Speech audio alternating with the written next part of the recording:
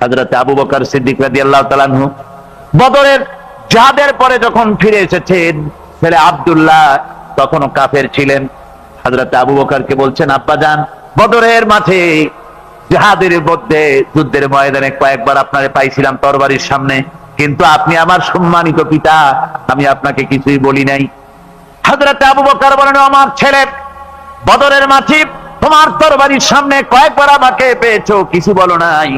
আমি আল্লাহর নামে কসম করে বলি, ওই বদরের মাঠে তুমি যদি আবু বকরের চোখের সামনে একবারও পড়ে যেতে, আবু বকরের তরবারি তোমাকে ক্ষমা করে দিত না।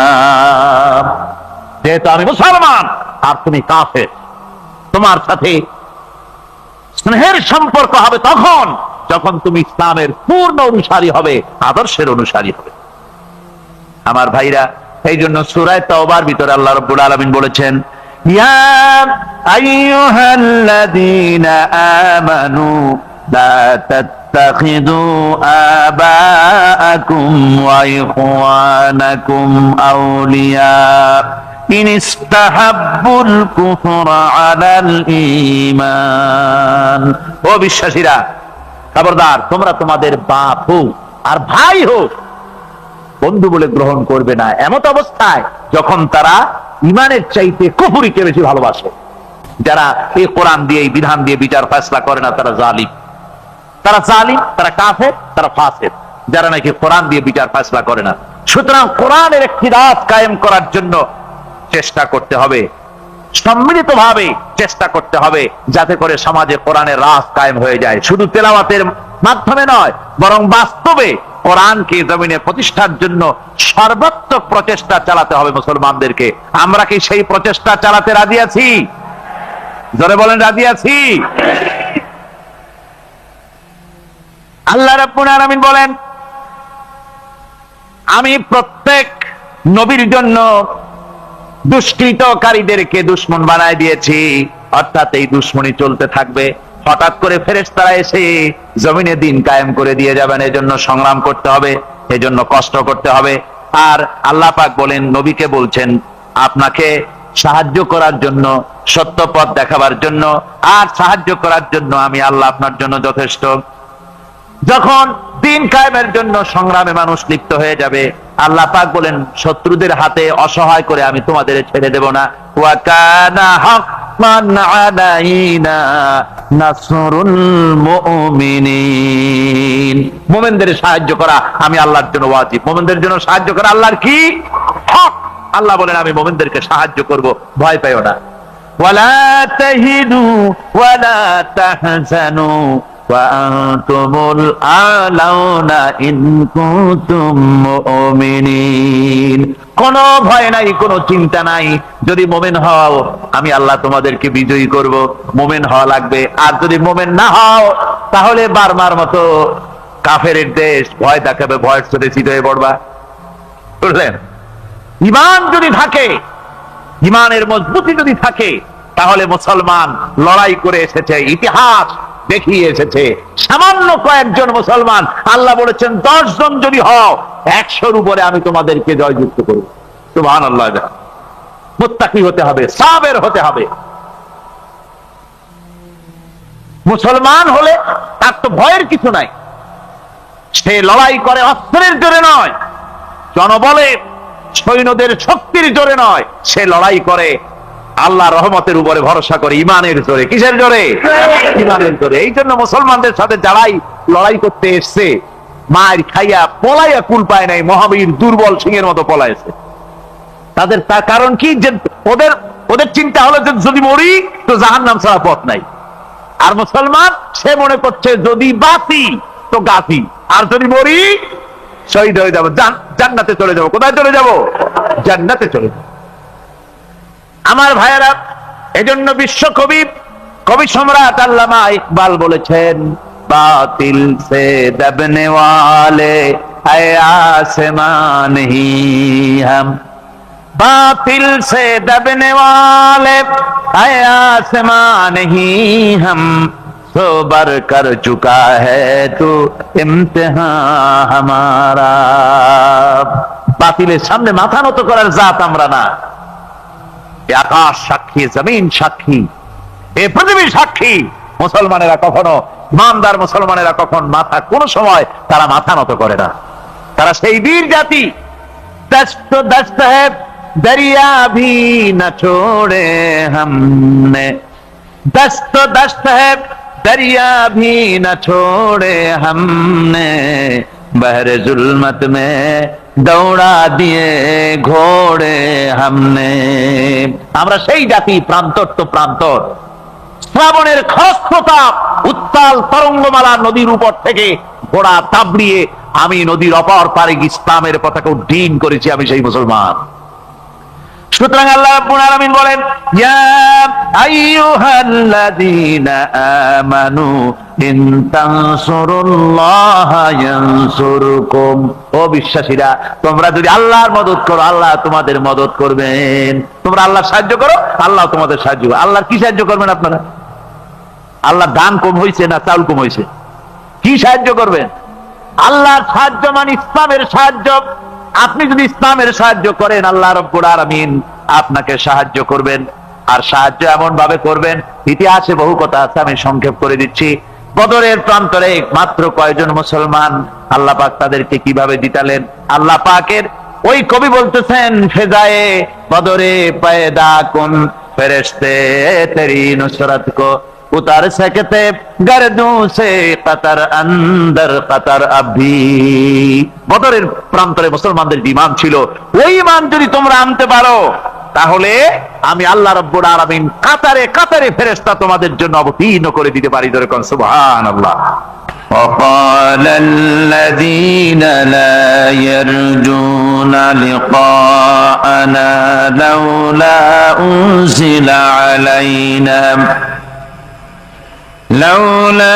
أنزل علينا الملائكة أو نرى ربنا لقد استكبروا في أنفسهم وعتوا عتوا كبيرا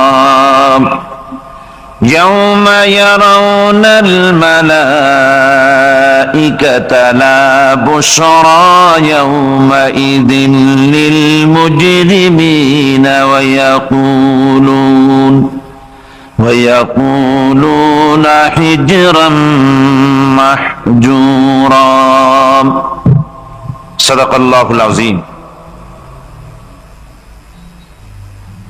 এখানে আল্লাহ পাক বলছেন, যে সমস্ত লোক আমার সঙ্গে আমার সম্মুখে উপস্থিত হওয়ার শঙ্কা বোধ করে না, অর্থাৎ কিয়ামতের দিন আমার সামনে আসতে হবে, আমার সামনে উপস্থিত হতে হবে, এ ব্যাপারে যাদের ভয় নাই, তারা বলে লাউলা উনসিলা আলাইনাল মালাইকা, আমাদের কাছে কেন ফেরেশতা পাঠানো হয় না, আও নারা রব্বানা, নতুবা নয়তো আমরা আল্লাহকে, আমাদের রবকে আমরা দেখতে চাই। লাকাদ ইস্তাকবারু ফি আনফুসিহিম, তারা তাদের মনের ভেতরে একটা দাম্ভিকতা পোষণ করতেছিল। ওয়া আতাউ উতুওয়ান কাবীরা, আর এরা বিদ্রোহ এবং অবাধ্যতার সীমা লঙ্ঘন করেছিল। একথার দ্বারা এটা বলা হচ্ছে যে অবিশ্বাসীদের একটি বক্তব্য ছিল এই, যে আল্লাহ পাক যদি বাস্তবিকই মানুষের কাছে কোনো হেদায়েতের বাণী শোনাতে চান, তাহলে শুধু রসুলের কাছে ফেরেশতা পাঠাবেন, এটা কেমন কথা? আমাদের সকলের কাছে ফেরেশতা আসা উচিত।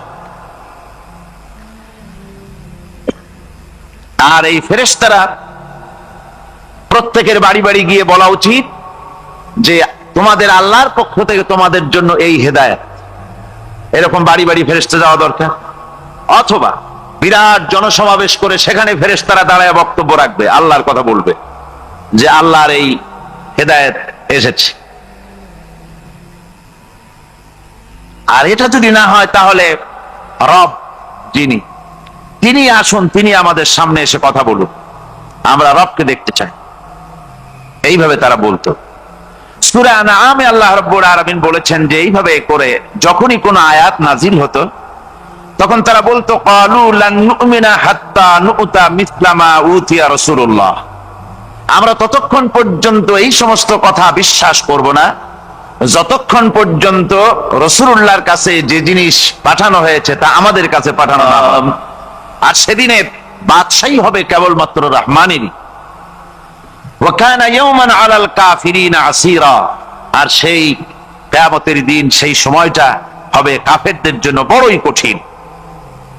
এখানে কিয়ামতের কিছু কথা বলা হচ্ছে, কিছু আভাস দেওয়া হচ্ছে যে আসমান সমূহ বিদীর্ণ হয়ে মেঘ পিণ্ড বেরিয়ে আসবে এবং তার থেকে ক্রমাগত ফেরেশতারা নাজিল হতে থাকবে।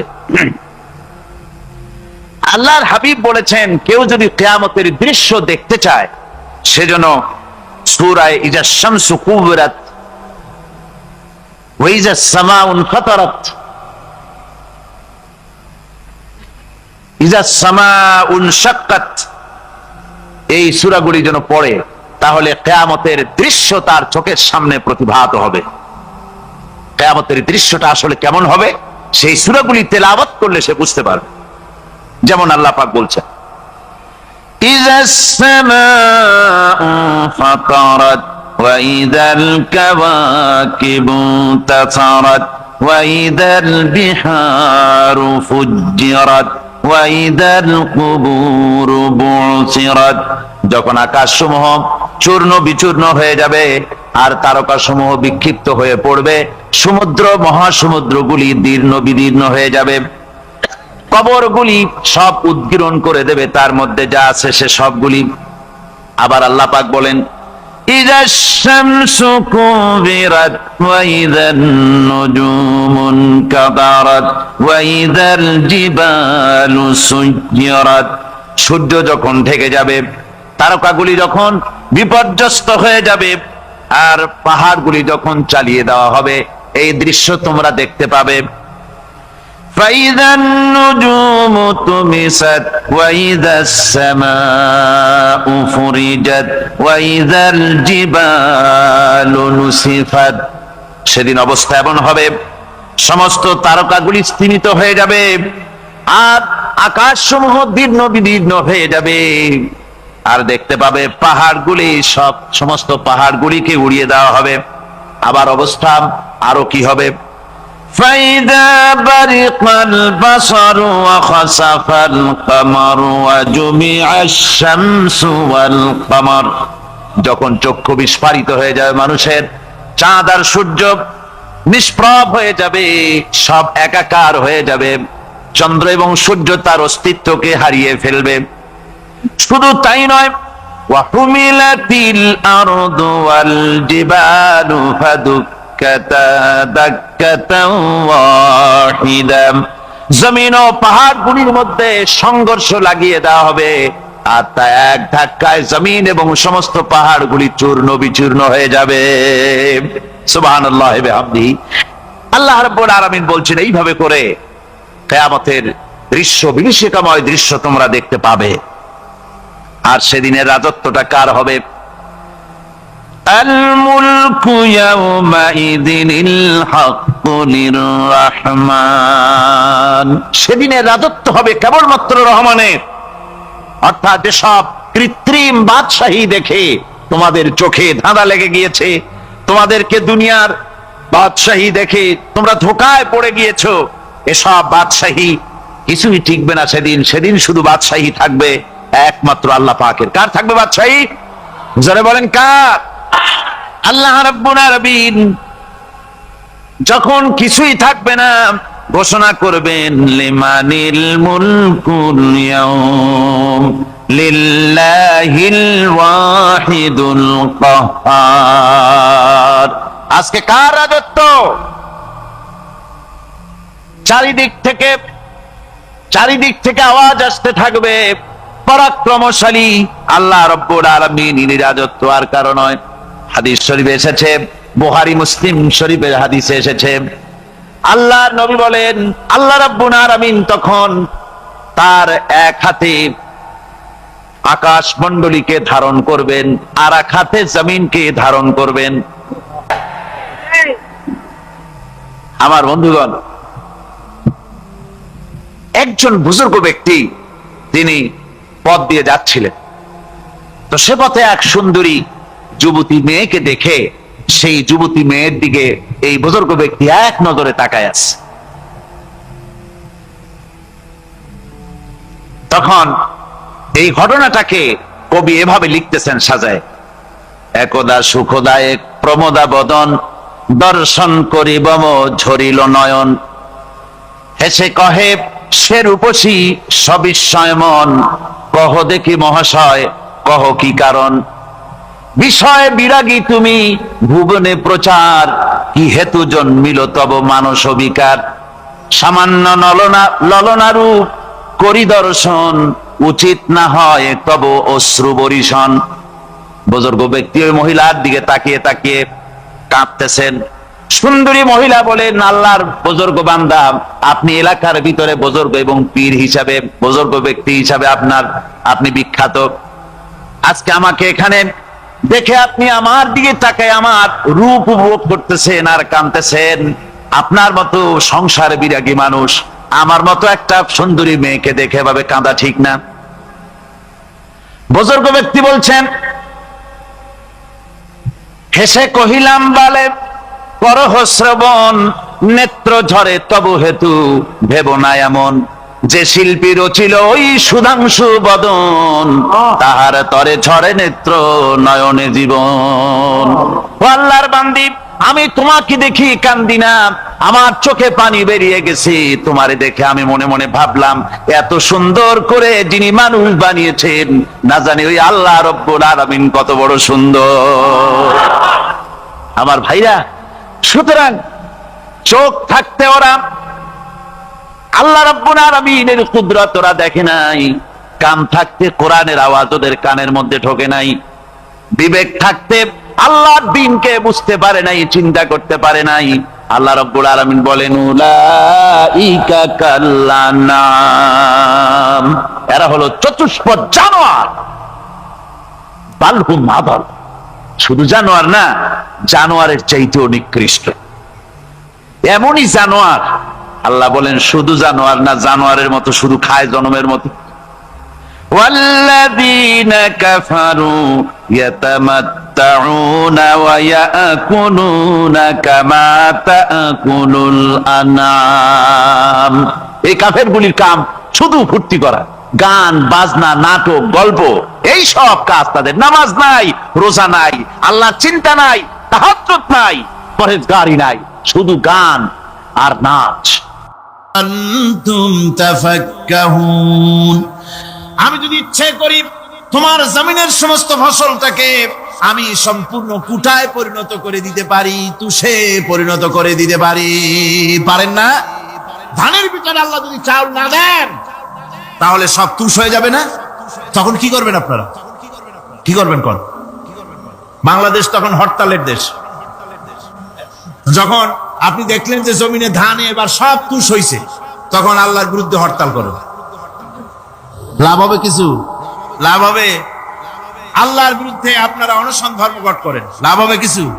কোনো লাভ হবে না। আল্লাহ রাব্বুল আলামিন বলেন কোনো লাভ হবে না, বরং তোমরা তখন বলবে ইন্না লামুগরামুন বাল নাহনু মাহরুমুন।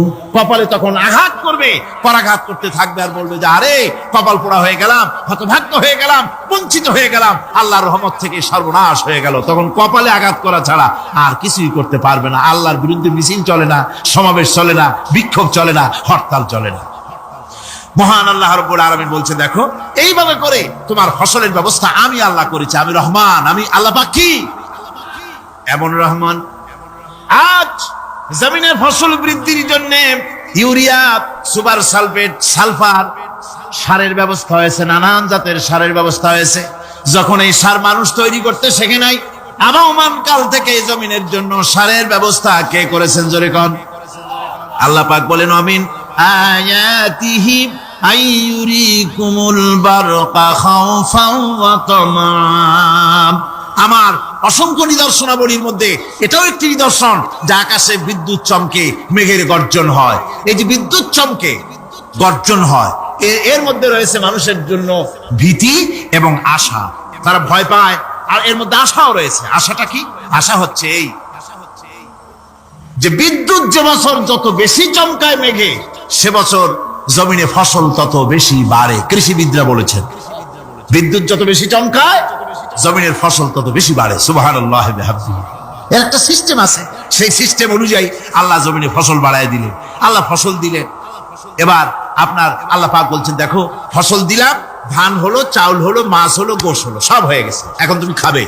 রান্না বান্না হয়ে গেল, রহমত আমার দেখো, আমার রহমতটা দেখো। এ কোরআন শিখাইছেন সেই আল্লাহ রাব্বুল আলামিন, যার নাম রহমান। জোরে বলেন, তার নাম কি? রহমান। চাউল হয়ে গেছে, চাউল তো শুধু ভর্তা বানায় খাওয়া যাবে না। ভাত হয়েছে, আটা দিয়া রুটি তৈরি হয়েছে, কি দিয়া খাবেন? আল্লাহ রাব্বুল আলামিন আপনার পুকুরের ভিতরে মাছ দিয়া দিলেন, জন্তু জানোয়ার দিলেন, চার পায়া জানোয়ারের গোশত হালাল করে দিলেন, পাখির মাংস আল্লাহ রাব্বুল আলামিন হালাল করে দিলেন।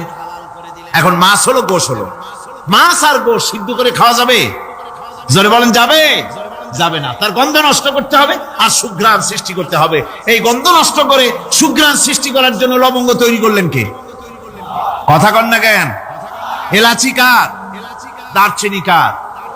লবণ কার? মরিচ কার? হলুদ কার? পেঁয়াজ কার? সুবহানাল্লাহ বিহামদিহি।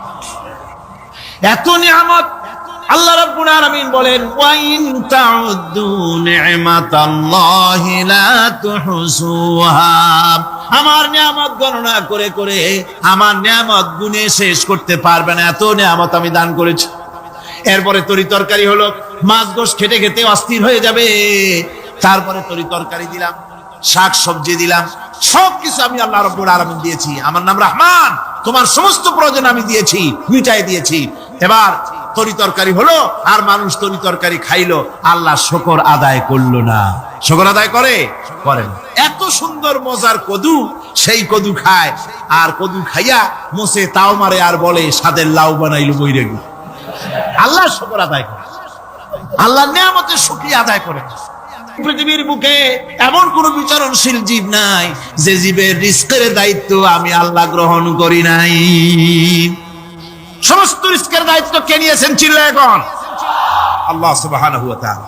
আচ্ছা, আপনি কোন তো দেখি, একজন জমিদার, একজন বড় লোক, চৌধুরী, খুব বড় লোক, তার বাড়িতে 20 জন লোক গেছে রাতের বেলায়। রাতের বেলায় 20 জন লোক গিয়ে মেহমান হইল।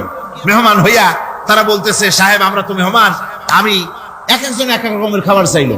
একজনে বললো আমি হরিণ খাবো, আর একজনে কয় আমি মুরগি খাবো, আর একজনে বললো আমি খরগোশ খাবো, আর একজনে বললো আমি হাতি খাবো, আর একজনে বললো আমি ছাগল খাবো।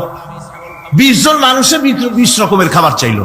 একজনে কয় বোয়াল মাছ খাবো, আর একজনে কয় রুই মাছ খাবো। 20 জনে 20 রকমের খাবার দাবি করলো। বলেন, জমিদার তো বাড়ির দ্বারে, জমিদারের বাপ, সেও কি পারবে 20 জনকে 20 রকমের খাবার পরিবেশন করতে? কোন প্রস্তুতি ছাড়া পারবে? পারবে। কোন প্রস্তুতি ছাড়া, কোন প্রস্তুতি ছাড়া জমিদার হোক, রাজা বাদশাহ হোক, 20 জন মানুষের খাবার 20 রকমের দিতে পারে না। আর আল্লাহ এমন রহমান, এই পৃথিবীর লক্ষ কোটি কোটি জাতির প্রাণীকে কোটি কোটি রকমের খাবার আল্লাহ রাব্বুল আলামিন পরিবেশন করতেছেন। সাপের খাবার একরকম, ব্যাঙের খাবার আর এক রকম। ব্যাঙে যা খায় সাপে তা খায় না, সাপে যা খায় ব্যাঙে তা খায় না। হাতির খাবার, গন্ডারের খাবার, ভল্লুকের খাবার, বাঘের খাবার, সিংহের খাবার, মানুষের খাবার, ছাগলের খাবার, মুরগির খাবার, মশার খাবার, সারপোকার খাবার, সমস্ত খাবার ভিন্ন ভিন্ন। আবার সমস্ত খাবারের মজা আল্লাহ রাব্বুল আলামিন আলাদা আলাদা করে দিয়েছেন। এমন রহমান, আপনার পেট ভরবেন শুধু স্বাস্থ্য বানাবার জন্য, পেট ভরে খাওয়া দরকারটা ছিল। আল্লাহ পাক দেখলেন যে না, শুধু পেট ভরলে তো এরকম খাইতে চাইবে না, তাই আল্লাহ রাব্বুল আলামিন জিহ্বা দিয়ে দিলেন যাতে করে মজা লাগে আর খায়। সব রকমের মজা, এক এক গোশতে, এক এক মাছে, এক এক তরকারিতে এক এক রকম মজা। না সব রকম মজা, সব এক রকম মজা, ভিন্ন ভিন্ন রকমের মজা। আল্লাহ পাক বলেন আমি রহমান, দেখো আমি কিভাবে খাওয়াই। ওয়া কাইয়্যিম মিন দাব্বাতিন লা তাহমিলু রিজকুহা আল্লাহু ইয়ারযুকুহা ওয়া ইয়্যাকুম। এই পৃথিবীতে এমন অনেক বিচরণশীল জীব আছে যে প্রাণীরা নিজের জন্য কোনো সঞ্চয় করে না, সঞ্চয় করে শুধুমাত্র পৃথিবীর মানুষ। আর পিঁপড়ায় কিছু সঞ্চয় করে। অন্যান্য বহু প্রাণী আছে যাদের কোনো সঞ্চয় নাই। কি বলেন, পাতিশিয়ালের কোনো ব্যাংকে অ্যাকাউন্ট আছে নাকি? না। শীতের মৌসুমে পাতিশিয়াল আইসা ব্যাংকের ম্যানেজারকে বলে না যে কয়েকটা মুরগি আনছি, আমার নামে একটা অ্যাকাউন্ট ওপেন করে। বৃষ্টির সময় আমি যেন ওগুলো উঠাইয়া পাইকারি দরে খাইতে পারি। ওর কোনো খাবার নাই, সঞ্চয় নাই। এ ধরনের পাখির সঞ্চয় নাই, পশুর সঞ্চয় নাই। মহান আল্লাহ রাব্বুল আলামিন তিনি বলছেন, সকাল বেলায় পাখি তার বাসা দিয়া ক্ষুধার্ত পেট নিয়ে পাখিগুলি উড়ে চলে যায়। সাপ তার গর্ত থেকে বের হয় খালি পেটে, পাতি শৃগল খালি পেট নিয়ে গর্ত থেকে বেরিয়ে যায়। তিমির মতো অত বড় প্রকাণ্ড প্রাণী, হাতির মতো প্রকাণ্ড প্রাণী, গরিলা, শিম্পাঞ্জি, ওরাংওটাং, পিঁপড়া থেকে শুরু করে নিয়ে প্রকাণ্ড তিমি পর্যন্ত সমস্ত প্রাণীগুলি সকালবেলায় খালি পেটে বেরিয়ে যায়। সারাদিন ঘোরাঘুরির পর আল্লাহ সুবহানাহু ওয়া তাআলা বলেন, সন্ধ্যাবেলায় সমস্ত প্রাণীর পেটগুলি ভরে আমি আল্লাহ তাদের বাসায় ফিরাইয়া দেই। আমি রহমান, এভাবে করি। আমি আল্লাহ রাব্বুল আলামিন খাবারের বন্দোবস্ত করি, পড়ার বন্দোবস্ত করি, থাকার ব্যবস্থা করি। ইয়া আইয়ুহান নাসু যকুরু নি'মাতাল্লাহি আলাইকুম হাল মিন খালিকিন গায়রুল্লাহ ইয়ারযুকুকুম মিনাস সামাই ওয়াল আরদ। ও পৃথিবীর মানুষেরা, ওই আল্লাহর স্মরণ করো, আল্লাহর নিয়ামতের শুকরিয়া আদায় করো যে আল্লাহ তোমাকে আকাশ থেকে জমিন থেকে রিজিক দেন। ওই আল্লাহ ছাড়া আছে কি কেউ যে তোমাকে আকাশ থেকে রিজিক দেয়, জমিন থেকে রিজিক দেয়? লা ইলাহা ইল্লা হুয়া ফাআন্না তুফাকুন। ওই আল্লাহ ছাড়া কোনো। আউযু বিল্লাহি মিনাশ শাইতানির রাজীম। বিসমিল্লাহির রাহমানির রহিম। আলহামদুলিল্লাহি রাব্বিল আলামিন। সবাই পড়েন, আলহামদুলিল্লাহি রাব্বিল আলামিন আর রহমানির রহিম মালিকি ইয়াউমিদ্দিন ইয়্যাকা না'বুদু ওয়া ইয়্যাকা নাস্তাঈন ইহদিনাস সিরাতাল মুস্তাকিম সিরাতাল লাযীনা আন'আমতা আলাইহিম গায়রিল মাগদুবি আলাইহিম ওয়ালাদ-দাল্লিন। আমিন। সূরা ফাতিহা কোরআনে কারীমের সর্বপ্রথম একটি পূর্ণাঙ্গ সূরা, যেটি সেই সূরাটির নাম হচ্ছে সূরা ফাতিহা। এর আগে যত সূরা নাজিল হয়েছে রাসূল কারীম সাল্লাল্লাহু আলাইহি ওয়াসাল্লামের কাছে তা ছিল 10 আয়াত, 20 আয়াত, 30 আয়াত, এরকম করে করে। কিন্তু পূর্ণাঙ্গ সূরা হিসাবে হুজুরের কাছে প্রথম যে সূরাটি নাজিল হয় সেই সূরাটির নাম হচ্ছে সূরা ফাতিহা। আর ফাতিহা এটা গ্রন্থের প্রারম্ভিকা হিসাবে রাখা হয়েছে বলে এই সূরাটির নাম হচ্ছে আল ফাতিহা, সূরাতুল ফাতিহা অথবা ফাতিহাতুল কিতাব। যার সাহায্যে কোন জিনিসকে উদ্বোধন করা হয়, শুরু করা হয়, সেটার নাম হচ্ছে ফাতিহা। সূরা ফাতিহার একটা নাম না, বরং এর অনেকগুলি নাম আছে। সূরা ফাতিহার কম বেশি 22টি নাম পাওয়া যায়। আবার তাফসীরে রুহুল মানিতে এর 40টি নাম বলা হয়েছে। সূরা ফাতিহা অত্যন্ত ফজিলতপূর্ণ একটি সূরা, বরকতপূর্ণ সূরা। এই সূরাটির এক নাম হচ্ছে ফাতিহাতুল কিতাব, মানে হচ্ছে কোরআন কুঞ্জিকা, কোরআনের চাবি অথবা কোরআন প্রারম্ভিকা। এটাকে বলা হয়েছে উম্মুল কিতাব। কোরআনের কিতাবের মা। তো মা মানে কোরআন শরীফের পেটে সূরা ফাতিহা হয়েছে তা না। আরবিতে ওম শব্দের অর্থ হচ্ছে কেন্দ্র, সেন্টার, আসল। এই জন্যে মক্কা শরীফকে বলা হয়, কোরআনে কারীম মক্কা শরীফকে বলেছে কি? উম্মুল কোরা, গ্রাম সমূহের মা। সারা পৃথিবীর সমস্ত জায়গা থেকে, শহর গঞ্জ গ্রাম থেকে লোকেরা এখানে এসে একত্রিত হয়, সেই জন্য এটার নাম রাখা হয়েছে উম্মুল কোরা। আবার সেনাবাহিনীর পতাকাকে বলা হয় উম্মুন, তার মানে হচ্ছে সমস্ত সেনাবাহিনী এই পতাকার ছায়াতলে ঐক্যবদ্ধ হয়, একত্রিত হয়, সেজন্য সেই পতাকার নাম হচ্ছে উম্মুন। অনুরূপ ভাবে গোটা কোরআনে কারীমের মধ্যে যা কিছু আছে তা সূরা ফাতিহার ভিতরে কেন্দ্রীভূত করা হয়েছে বলে এটার নাম হয়েছে উম্মুল কিতাব। এটার নাম হয়েছে সূরাতুর রাস। রাস শব্দের অর্থ হচ্ছে মগজ। মগজ হচ্ছে মাথার কেন্দ্রস্থল, আর গোটা কোরআনে কারীমের কেন্দ্রস্থল হচ্ছে সূরা ফাতিহা। সূরা ফাতিহার আরেক নাম হচ্ছে সূরাতুল কানজ, অর্থাৎ খনি, খনির সূরা। তার মানে হচ্ছে জ্ঞান বিজ্ঞানের সমস্ত খনি আল্লাহ পাক সূরা ফাতিহার মধ্যে রেখে দিয়েছেন। সুবহানাল্লাহ ওয়া বিহামদিহি। এর আরেকটা নাম হচ্ছে সূরাতুল ওয়াফিয়া, অর্থাৎ পূর্ণত্ব, পূর্ণত্ব প্রাপ্ত। এই সূরাটি হচ্ছে একমাত্র সূরা যা খণ্ডিত করে পড়া যায় না। কোরআন শরীফের যে কোনো সূরাকে অংশ বিশেষ তেলাওয়াত করে নামাজ পড়তে পারেন, অংশ বিশেষ পড়তে পারেন, কিন্তু সূরা ফাতিহা হচ্ছে এমন একটি সূরা যে সূরা খণ্ডিত করে পড়া যায় না। পড়তে হলে সবটাই পড়তে হবে, এজন্য এটার নাম হচ্ছে পূর্ণত্ব প্রাপ্ত। এটাকে বলা হয়েছে আসাসুল কোরআন, অর্থাৎ কোরআনের ভিত্তি। 30 পারা কোরআনের পূর্ণাঙ্গ ব্যবস্থা পেশ করা হয়েছে, তার ভিত্তি হচ্ছে সূরা ফাতিহা। এটার নাম হচ্ছে সূরাতুল হামদ, প্রশংসার সূরা।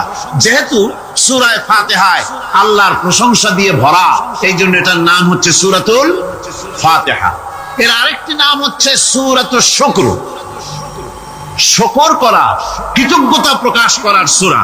এই সূরাটির মধ্যে মানুষ আল্লাহ পাকের অসীম অনুগ্রহের শুকরিয়া আদায় করে বলে প্রশংসার মাধ্যমে, এই জন্য এটার নাম হয়েছে সূরাতুশ শুকর। সূরাটির না আরেকটি নাম হচ্ছে সূরাতুদ দোয়া। এই সূরাটি একটি দোয়া, একটি প্রার্থনা, আল্লাহ পাকের কাছে প্রার্থনা করা হয়, সেজন্য এটার নাম হচ্ছে সূরাতুদ দোয়া। এর আরেকটি নাম হচ্ছে সূরাতুস সুআল, অর্থাৎ কামনা করার সূরা, আল্লাহর কাছে চাওয়ার সূরা। এই সূরায় অনেক কিছু আছে যা আল্লাহর কাছে চাওয়া হয়। এই সূরাটি, এর আরেকটি নাম হচ্ছে সূরাতুশ শিফা, অর্থাৎ প্রতিষেধক, রোগ ব্যাধি ইত্যাদি মুক্ত হওয়ার জন্য। সূরা ফাতিহা আপনারা আল্লাহর ওলিদের কাছে, ওলামাদের কাছে যে যান, পানি নিয়ে, তেল নিয়ে, কালো জিরে নিয়ে, ওনারা যা পড়ে ফু দেন, সেই গোপন কথাটা বলে দেই, সেটা হচ্ছে সূরা ফাতিহা।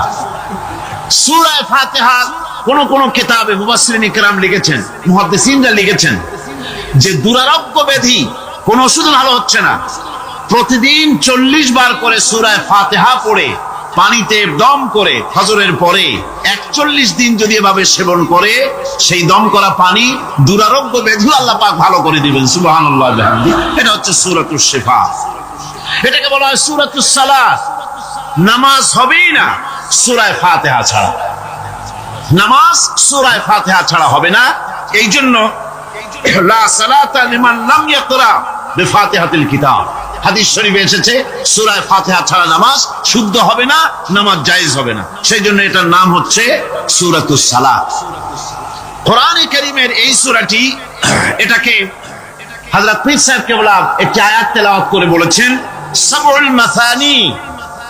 এটা হচ্ছে নিত্য পাঠনীয় সপ্তবাক্য, যে 7টি বাক্যকে সবসময় পড়া লাগে।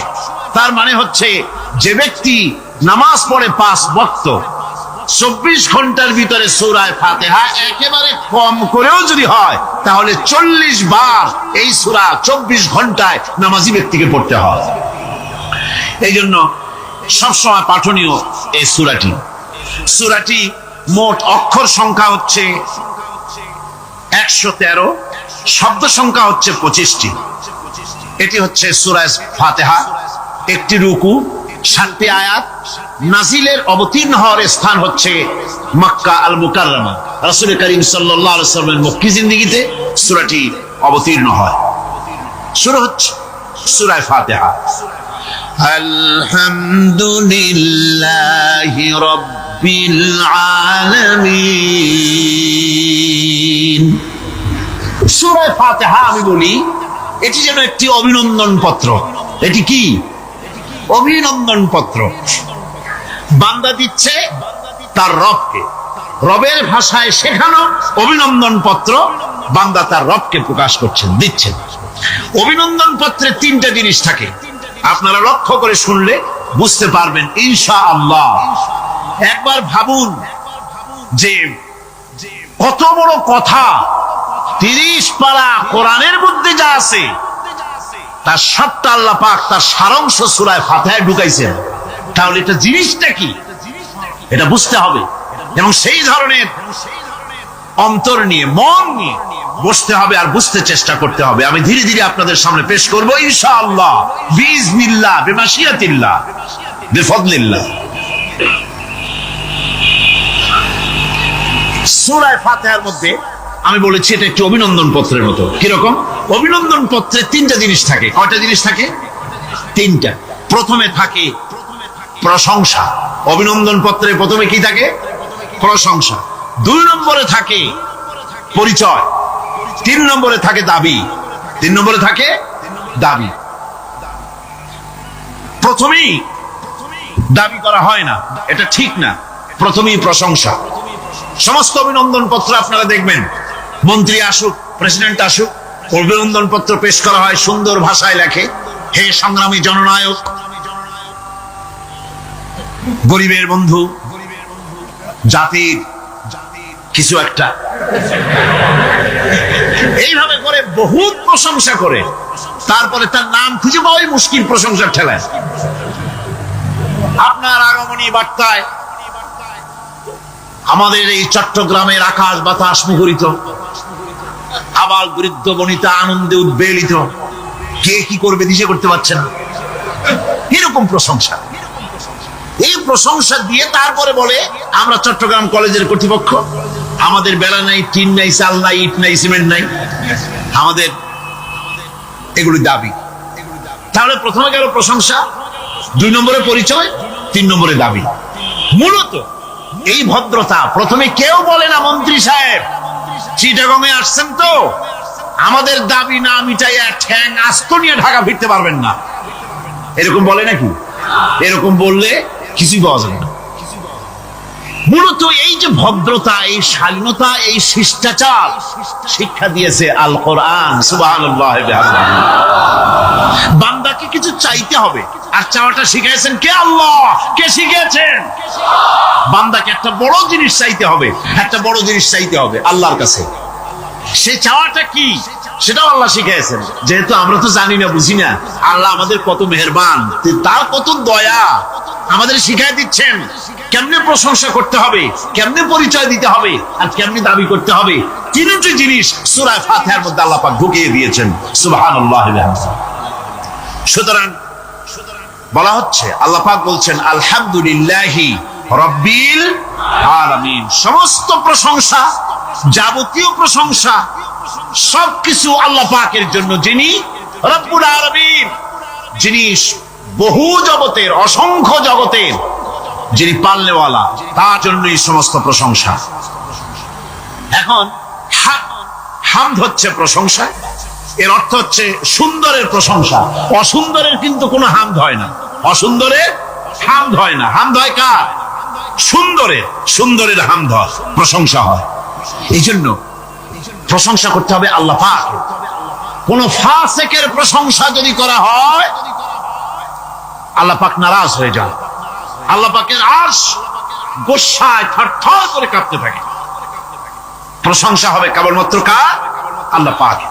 এবং এই প্রশংসা সবটুকু হামদের আগে আলিফ লাম লাগানো হয়েছে।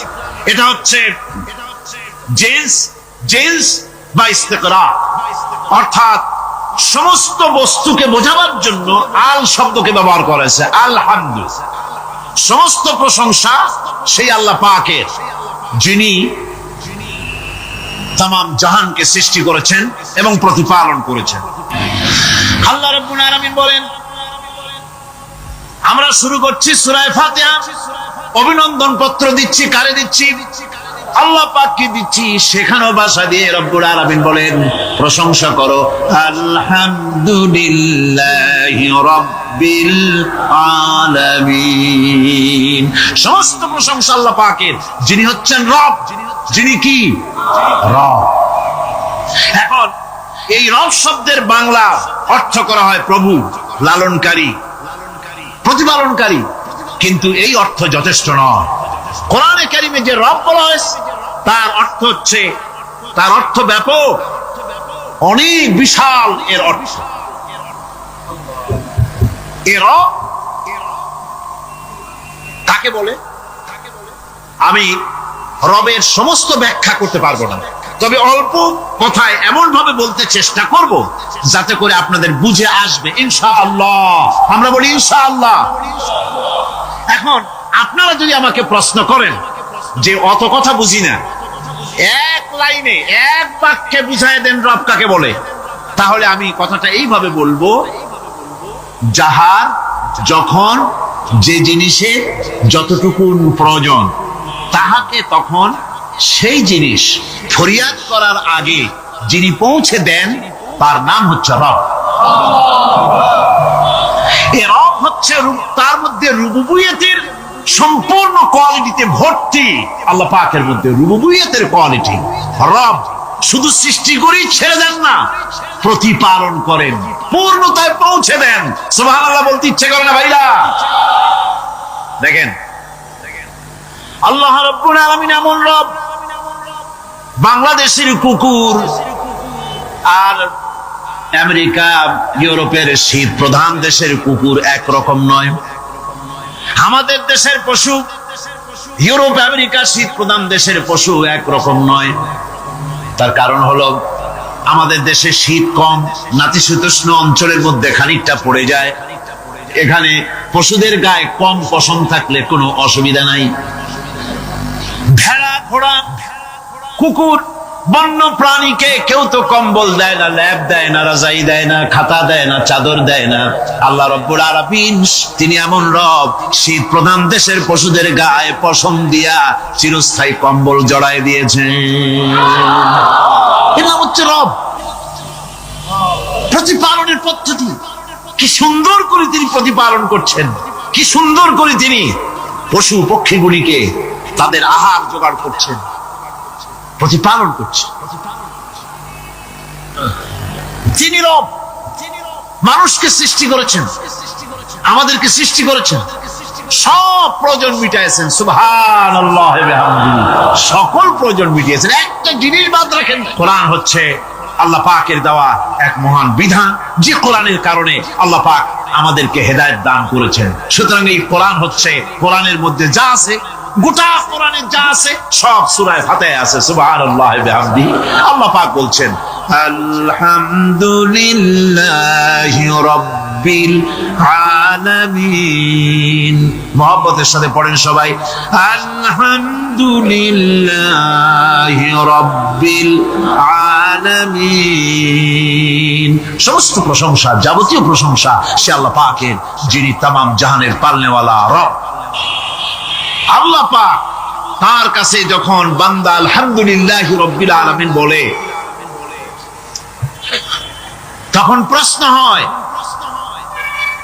যে তার যার প্রশংসা তুমি করছো, তোমরা করছো, তার কি আরো কোনো গুণকীর্তন আছে নাকি? আমরা বলি আর রহমানির রহিম, তিনি পরম দাতা এবং দয়ালু। রহমান এবং রহিম দুটি হচ্ছে সমঅর্থবোধক, প্রায় কাছাকাছি অর্থবোধক শব্দ। অসীম মেহেরবান এবং বিশেষ করুণাময় তিনি, যিনি রহমান এবং রহিম। রহমান রহিম আল্লাহ পাকের দুটি গুণবাচক নাম। রহমান অপেক্ষা রহিম অপেক্ষা রহমান, এটা হচ্ছে বেশি ব্যাপক অর্থবোধক, যার জন্য তাফসীরে বলা হয়েছে আর রহমানু যুর রাহমাতিশ শামিলা বিজামিল খালায়েক ফিদ দুনিয়া ওয়াল মুমিনিনা ফিল আখিরাহ। অর্থাৎ রহমান তিনি যিনি এমন রহমতের মালিক যা বিশেষত গোটা বিশ্বের সমস্ত মানুষের জন্য প্রযোজ্য। আর রহিম হচ্ছে শুধু কিয়ামতের দিন পৃথিবীতে রহমান তিনি দয়াবান পৃথিবীর সমস্ত মানুষের জন্য এবং কিয়ামতে শুধু মুমিনদের জন্য। রহমান কিয়ামতে শুধু মুমিনদের জন্য। আর রহিম হচ্ছে আর রহিম যুর রাহমাতি শামিলা লিল মুমিনিনা ইয়াউমিল কিয়ামা। রহিম হচ্ছে শুধুমাত্র কিয়ামতের দিন আল্লাহ রাব্বুল আলামিন শুধু মুমিন লোকদের জন্য এই বিশেষ দয়া কিয়ামতের দিন করবেন। এখন রহমান হচ্ছেন পৃথিবীর সমস্ত মানুষের জন্য, সমস্ত প্রাণীর জন্য। তার দান থেকে কেউ বঞ্চিত থাকবে না, সকলের জন্য তার দানের দরজা অবারিত উন্মুক্ত। এই পৃথিবীর মুখে আমরা দেখতে পাই মানুষ তার বন্ধুদেরকেই দেয়, শুধু সরকার হোক আর সাধারণ মানুষ হোক, আপনজনদেরকে নিজের দলকেই বেশি দেয়। কথা ঠিক কিনা? নিজের দলের প্রতি, আত্মীয় স্বজনের প্রতি স্বজন প্রিয়তা মানুষের শরীরের ভিতরে রোগ হিসাবে কাজ করে, আর এভাবে করে নিজের দল আর আত্মীয় স্বজনকে বেশি করে সুযোগ সুবিধা দেয়। শত্রুকে কেউ দেয় না, শত্রুকে কেউ ডেকে ডেকে কোনো জিনিস দিতে চায় না বা দেয় না।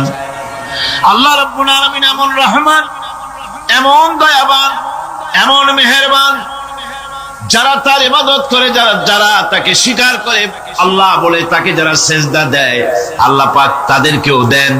আর যারা আল্লাহকে অস্বীকার করে, আল্লাহ রাব্বুল আলামিনকে মানে না, তার গুণাবলী কি স্বীকার করে না, তার অস্তিত্ব স্বীকার করে না, তারপরেও আল্লাহ রাব্বুল আলামিন কোন নাফরমান বান্দাকেও রহমত থেকে বঞ্চিত করেন না। যেই হোক, বেনামাজি হোক, মুরতাদ হোক, নাস্তিক হোক, তারপরে আল্লাহর অনুগ্রহ থেকে সে বঞ্চিত থাকে না। কথা ঠিক কিনা?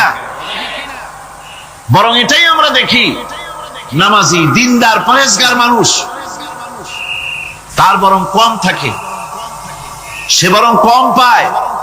বাড়ি নাই, ঘর নাই, কলকারখানা নাই, আর নামাজ রোজা করে না, হজ যাকাত করে না, আল্লাহর সাথে বিরোধিতা করে, আল্লাহরে মানেই না, বলে দেয়ার ইজ নো গড, স্রষ্টা বলতে কেউ নাই। এই ড্রিঙ্ক অ্যান্ড বিমেরি, এই হচ্ছে তাদের থিওরি, তাদের দর্শন, তাদের ফিলসফি। এই জাতীয় লোকগুলি বরং দেখা যায় তারা ক্ষমতা পায়, বাড়ি হয়, গাড়ি হয়, কল হয়, কারখানা হয়, সম্মান পায়। এটা কেন?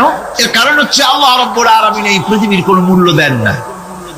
এই পৃথিবীর মূল্য যদি আল্লাহ পাকের কাছে একটা মশার দানার তুল্য যদি হতো, আল্লাহ পাক বিদ্রোহীদেরকে, কাফেরদেরকে এক ঢোক পানি আল্লাহ পাক গিলতে দিতেন না। এবার চিন্তা করেন, আল্লাহর ব্যাপারে যে দৃষ্টান্তটা দেওয়া হয়েছে, দৃষ্টান্তটা কত গুরুত্বপূর্ণ। মশার দানার তুল্য, মশার দানার তুল্য এই পৃথিবীর দাম নাই আল্লাহর কাছে। আপনাকে যদি কেউ 10 লক্ষ মশার দানা বহু কষ্ট করে জোগাড় করিয়া যদি কেউ দেয়, তাহলে আপনি কয় টাকা দিয়ে কিনবেন? 4 পয়সা দিয়েও একজনে বলছে 4 পয়সা দিবেন। তাহলে বোঝেন এর কোনো মূল্য নাই। একটা মশার দানার তুল্য মূল্য আল্লাহ পাক এই পৃথিবীর দেন না, যার কারণে অবারিত উন্মুক্ত হস্তে আল্লাহ পাক সমস্ত মানুষের জন্য, প্রাণী জগতের জন্য তিনি করুণা করেছেন সকলকে। এই করুণাময় রহমান আল্লাহ পাক তিনি গুনাহগারদেরকে, যারা আল্লাহ পাকের ফরমাবরদারি করতেছে, তাদেরকে সকলকে আল্লাহ পাক সমানভাবে তার জিনিসগুলিকে তিনি দিয়ে দিচ্ছেন। এটা হচ্ছে রহমান। আর রহিম হচ্ছে, হাদিস শরীফে বলা হয়েছে, আর রহমানু রহমানুদ দুনিয়া ওয়াল আখিরাহ, আর রহিমু রহিমুল আখিরাহ। মোমেন রহমান তো শুধু আল্লাহ পাক, দুনিয়া এবং আখিরাতের জন্য, আর রহিম শুধুমাত্র আখিরাতের জন্য। আবার কোন কোন আয়াতে বলা হয়েছে যে আল্লাহ পাক দুনিয়ার মানুষের জন্য রহিম। একটি আয়াতে ভাবে বলা হয়েছে হুয়াল্লাযী ইউসাল্লি আলাইকুম ওয়া মালাইকাতুহু লিয়ুখরিজাকুম মিনাজ যুলুমাতি ইলান নূর ওয়া কানা বিল মুমিনিনা রহিমা। সে আল্লাহই তোমাদের প্রতি রহম করেছেন, রহমত নাজিল করেছেন, এবং তার ফেরেশতাগণ এই উদ্দেশ্যে যে তোমাদেরকে তিনি অন্ধকার থেকে আলোর দিকে বের করে নিয়ে আসবেন। আর তিনি হচ্ছেন মুমিনদের জন্য রহিম, অত্যন্ত দয়াবান। আরবি ভাষায় আর রহমান অন্তর জগতের এমন একটি নম্র উচ্ছ্বাসিত অবস্থার প্রতি ইঙ্গিত করে যার ফলে তার স্বতঃস্ফূর্তভাবে নিজের থেকেই মহানুভবতা এবং প্রীতি ও মহব্বতের ইচ্ছার বহিঃপ্রকাশ ঘটে। তাই রহমতের মধ্যে আছে স্নেহ, আছে প্রীতি, আছে অনুগ্রহ। আল্লাহ পাকের রহমতটা কি জিনিস? সেটা হচ্ছে রাহমাতি ওয়াসিআত কুল্লা শাই। আমার রহমত দিয়ে সমস্ত জিনিসকে ঢেকে রাখা হয়েছে। প্রত্যেকটি জিনিসের ভিতরে আল্লাহ পাকের রহমত রয়েছে। রহমত ছাড়া এই পৃথিবীতে মানুষের চলার কোনো পথ নাই। সমস্ত ব্যাপারই আল্লাহ পাকের রহমত আর রহমত। আমরা যখন বললাম আর রহমানির রহিম, বলেন সবাই আর রহমানির রহিম। আবার প্রশ্ন হয়, বান্দা বুঝলাম, আরো কোনো কোয়ালিটি, আরো কোনো বৈশিষ্ট্য তার আছে নাকি? আমরা বলি মালিকি ইয়াউমিদ্দিন। তিনি হচ্ছেন বিচার দিনের মালিক, শেষ বিচারের মালিক তিনি। একদিকে এটাকে ব্যালেন্স করা হয়েছে, একদিকে অফুরন্ত রহমত যার কোনো কুল নাই, কিনারা নাই। এখন আদল দরকার। এখন কি দরকার? আদল, ইনসাফ দরকার। আল্লাহ পাক একদিকে অফুরন্ত রহমত আর নিয়ামত দিয়ে পৃথিবীকে ছেড়ে রেখেছেন, অপর দিকে বলেছেন আমি হচ্ছি বিচার দিনের মালিক, সেদিন আমি বিচার করব। সেই বিচারের ভেতরে কোনো পক্ষপাতিত্ব থাকবে না, হবে না। সেখানে তিনি হবেন আহকামুল হাকিমিন, ওইটা হবে সুপ্রিম কোর্টের সুপ্রিম কোর্ট। সেই পরকালে, সেই কিয়ামতের মাঠে আপনাকে আমাকে সকলকে উপস্থিত হতে হবে, নাকি হবে না? সবাইকে উঠতে হবে। এই দিন শব্দটি কোরআনে কারিমে বহু জায়গায় বলা হয়েছে এবং বিভিন্ন অর্থে ব্যবহার করা হয়েছে। যেমন দিন শব্দের অর্থ প্রভাব, প্রতিপত্তি, আধিপত্য, ইতাআত, বন্দিগি, দাসত্ব, আনুগত্য, নীতি, পথ, পন্থা, হিসাব, ফায়সালা, প্রতিদান, প্রতিফল। এরকম অনেক অর্থ, অনেক অর্থে দিন শব্দ কোরআনে কারিমের মধ্যে ব্যবহৃত হয়েছে। কিন্তু এখানে মালিক ইয়াউমিদ্দিন, এই দিন এখানে ব্যবহার করা হয়েছে প্রতিফল অর্থে। প্রতিফলের দিন, যেদিন প্রতিফল দেওয়া হবে, তিনি হচ্ছেন সেই দিবসের অধিপতি, সেই দিবসের মালিক। এবার প্রশ্ন হচ্ছে, তোমরা যারা আমার প্রশংসা করলে তোমরা কারা? জবাবে আমরা বলছি ইয়্যাকা না'বুদু ওয়া ইয়্যাকা নাস্তাঈন। আয় আমার রব, আমরা হচ্ছি তোমার বান্দা, একমাত্র তোমারই গোলামি করি, একমাত্র তোমারই একমাত্র তোমারই ইবাদত করি। আর কারো ইবাদত, এই শব্দটা লাগাইলে কি বোঝা যায়? যে আর কারো করি না, একমাত্র তোমারই ইবাদত করি, আর একমাত্র তোমারই কাছে সাহায্য প্রার্থনা করি। ইয়্যাকা না'বুদু ওয়া ইয়্যাকা নাস্তাঈন। আল্লাহ রাব্বুল আলামিন আমাদেরকে সৃষ্টি করেছেন আসলে এইটার জন্য। সৃষ্টি করেছেন কিসের জন্য? কোরআনে কারীমের মধ্যে আল্লাহ রাব্বুল আলামিন বলেন وَمَا خَلَقْتُ الْجِنَّ وَالْإِنسَ إِلَّا لِيَعْبُدُونِ। আমি মানুষ এবং জিনকে সৃষ্টি করেছি শুধুমাত্র আমার ইবাদতের জন্য, আমার গোলামির জন্য, আমার আনুগত্যের জন্য। কত বড় মেহেরবান তিনি, কত দয়ালু তিনি। তার কাছে চাওয়ার ভাষাটাও তিনি আমাদের শিখাই দিলেন। জোরে কোন সুবহানাল্লাহ। রব্বুল আলামিন আমাদের শিখালেন এভাবে চাও, ইহদিনাস সিরাতাল মুস্তাকিম সিরাতাল্লাযীনা আন'আমতা আলাইহিম গায়রিল মাগদুবি আলাইহিম ওয়ালাদ-দাল্লিন।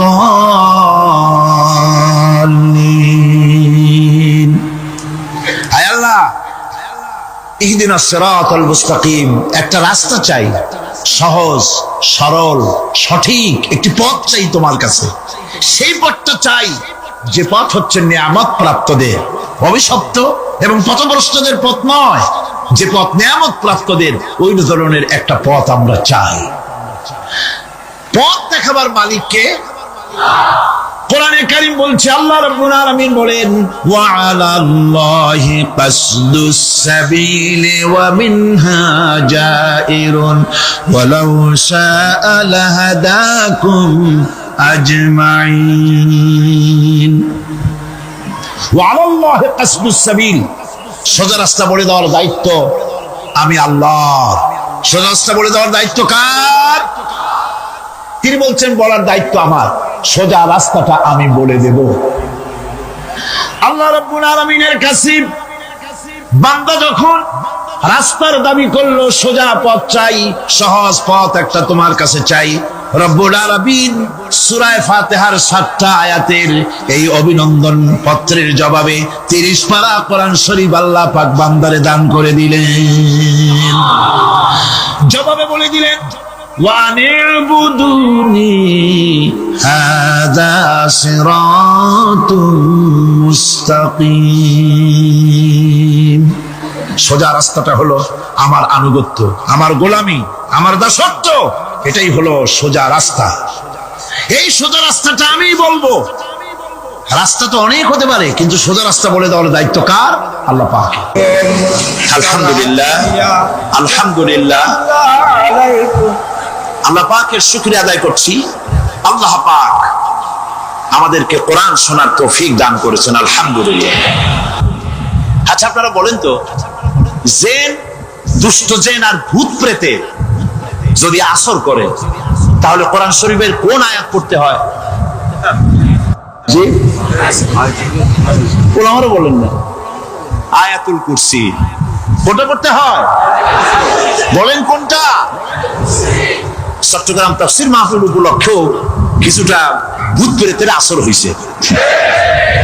এই ভূত প্রেতের আসর থেকে রক্ষা করার জন্য সকলে আমার সাথে পড়েন যথারীতি। আউযু বিল্লাহি মিনাশ শাইতানির রাজীম। বিসমিল্লাহির রাহমানির রাহিম।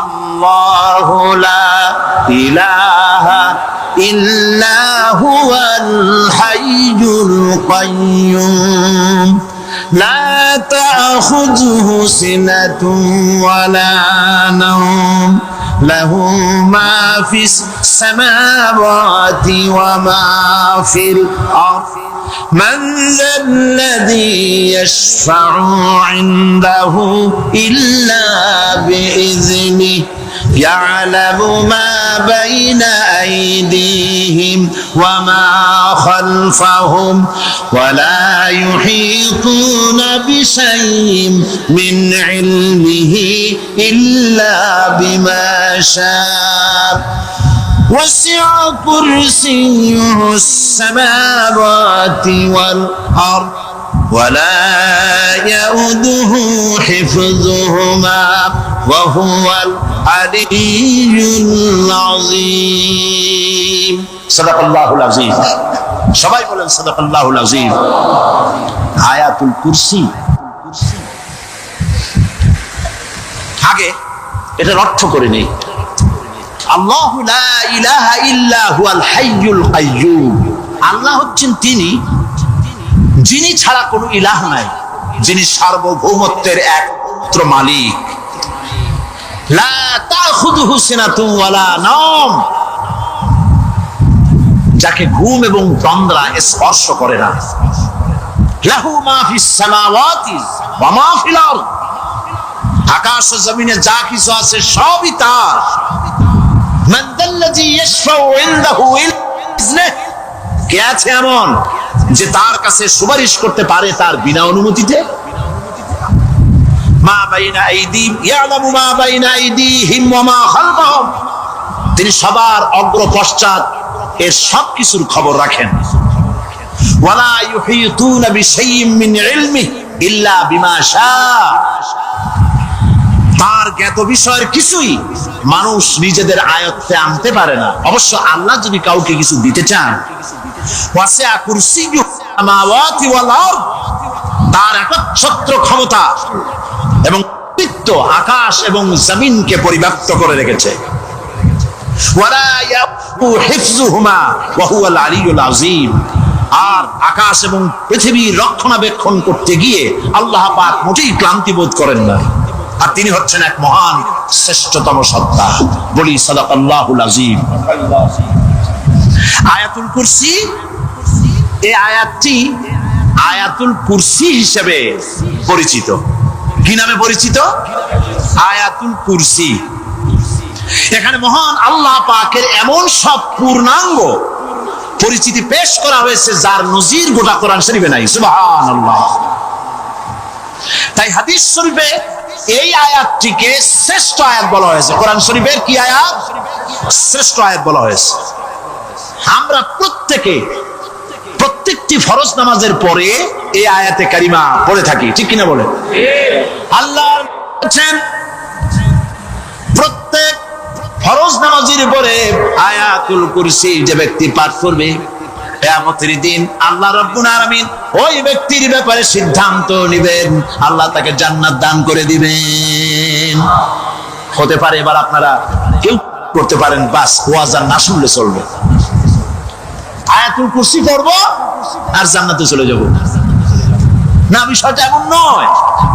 বিষয়টা হচ্ছে এই আয়াতুল কুরসির মধ্যে এমন কিছু কথা আছে যা বুঝে যদি পড়ে আর আমল করে আল্লাহ পাক কিয়ামতের সিদ্ধান্ত নেবেন, জান্নাত দিয়ে দিবেন। সুবহানাল্লাহ, বলেন সুবহানাল্লাহ। এর কারণ হলো আয়াতুল কুরসির মধ্যে আল্লাহ পাক সার্বভৌমত্বের কথা বলেছেন। আজ আমরা স্লোগান দেই সব সমস্যার সমাধান। ও মাশাআল্লাহ, চট্টগ্রামের সবাই বোধহয় এই পরিচিত স্লোগানটা জানেন না। জবাব তা আপনারা জবাব দিতে পারলেন না কেন? সব সমস্যার সমাধান দেন স্লোগান আপনারাই।